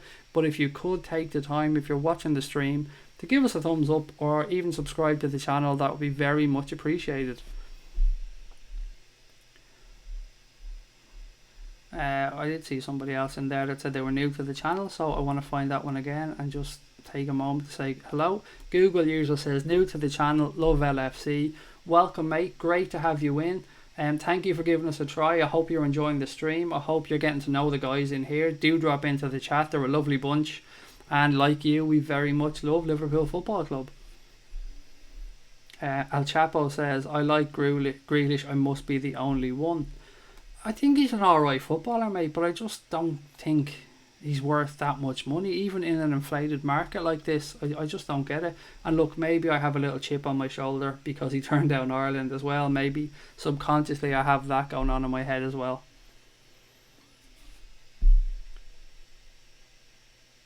Ryan says, Craig, BC is my brother. Good football knowledge for a Spurs fan. Or no, not for a Spurs fan, excuse me. He says, good football knowledge, Spurs fan. Apologies. Great, brilliant, great to have him in. I would love to get his opinion. I'd love to pick his brain on a few matter Spurs as well. And it's always great to see how other clubs' fans view Liverpool as well, Ryan, mate. So yeah, he's more than welcome in. Just reading BC's comment, he says, to be fair, I'm sure Daniel Levy will probably come up with some sort of deal where we pay them half the fee in the year 3000. I mean, he's one of the best negotiators there is, I have to say. I mean, I remember listening to a podcast before with Graham Hunter where they were talking about Real Madrid and that Real Madrid wanted to come back in for Mauricio Pochettino and for Harry Kane, but that Florentino Perez just couldn't bring himself to deal with Daniel Levy again, because he said that Daniel Levy fights and argues over every last pound. And you know what? Fair fucks to him. That's the way you should be as a football club chairman, and I have a lot of respect for the way Daniel Levy does things. Fair play to him. Murtaza says, breaking news, Liverpool have put in a £245 million bid for Mbappe. That has to be legit. I mean, if that's not done by the morning, then what's the fucking point? Everybody out if it's not done by the morning. Michael Edwards is a beautiful little man. He certainly is. He's done a tremendous job, as have the scouting team, as has Jurgen Klopp, as has fucking everybody involved with Liverpool Football Club at this point, because it's just good times to be a Red. Nathan John James says, Craig, Mane apparently injured. I hope not. Could he be injured already, to be fair? He's only just back. Did he pick up an injury in training? I don't know. Hopefully it's nothing serious. I mean, I don't care if he misses some pre-season games as long as he's fit for the season to start. But I hope that's not true.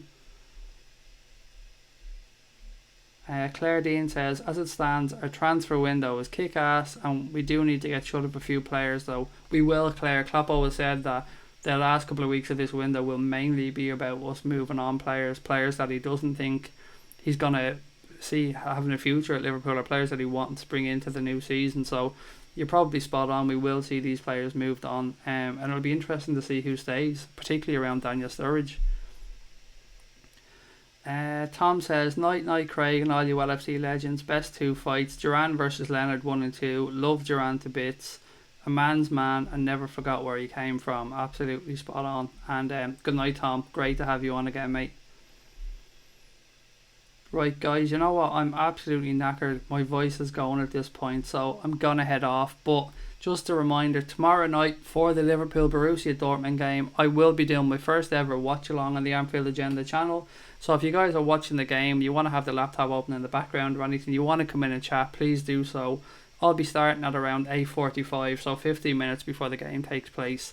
I hope you all had a good time tonight. Apologies, it was just me, and as I said, I'm a little bit under the weather, so if I wasn't my usual happy self, if I am happy, I don't know, if it wasn't my usual self, apologies. I'm just trying to get through the stream sometimes because I do like to keep things ticking over. So thank you all for joining. To those of you that are in for the first time, brilliant to have you on. I hope you've taken the time to subscribe or give us a thumbs up. And to those of you, the legends that are in here every night, you're absolutely fucking quality, and I love each and every one of you. Thank you guys so much, and as I always end the streams, up the motherfucking Reds.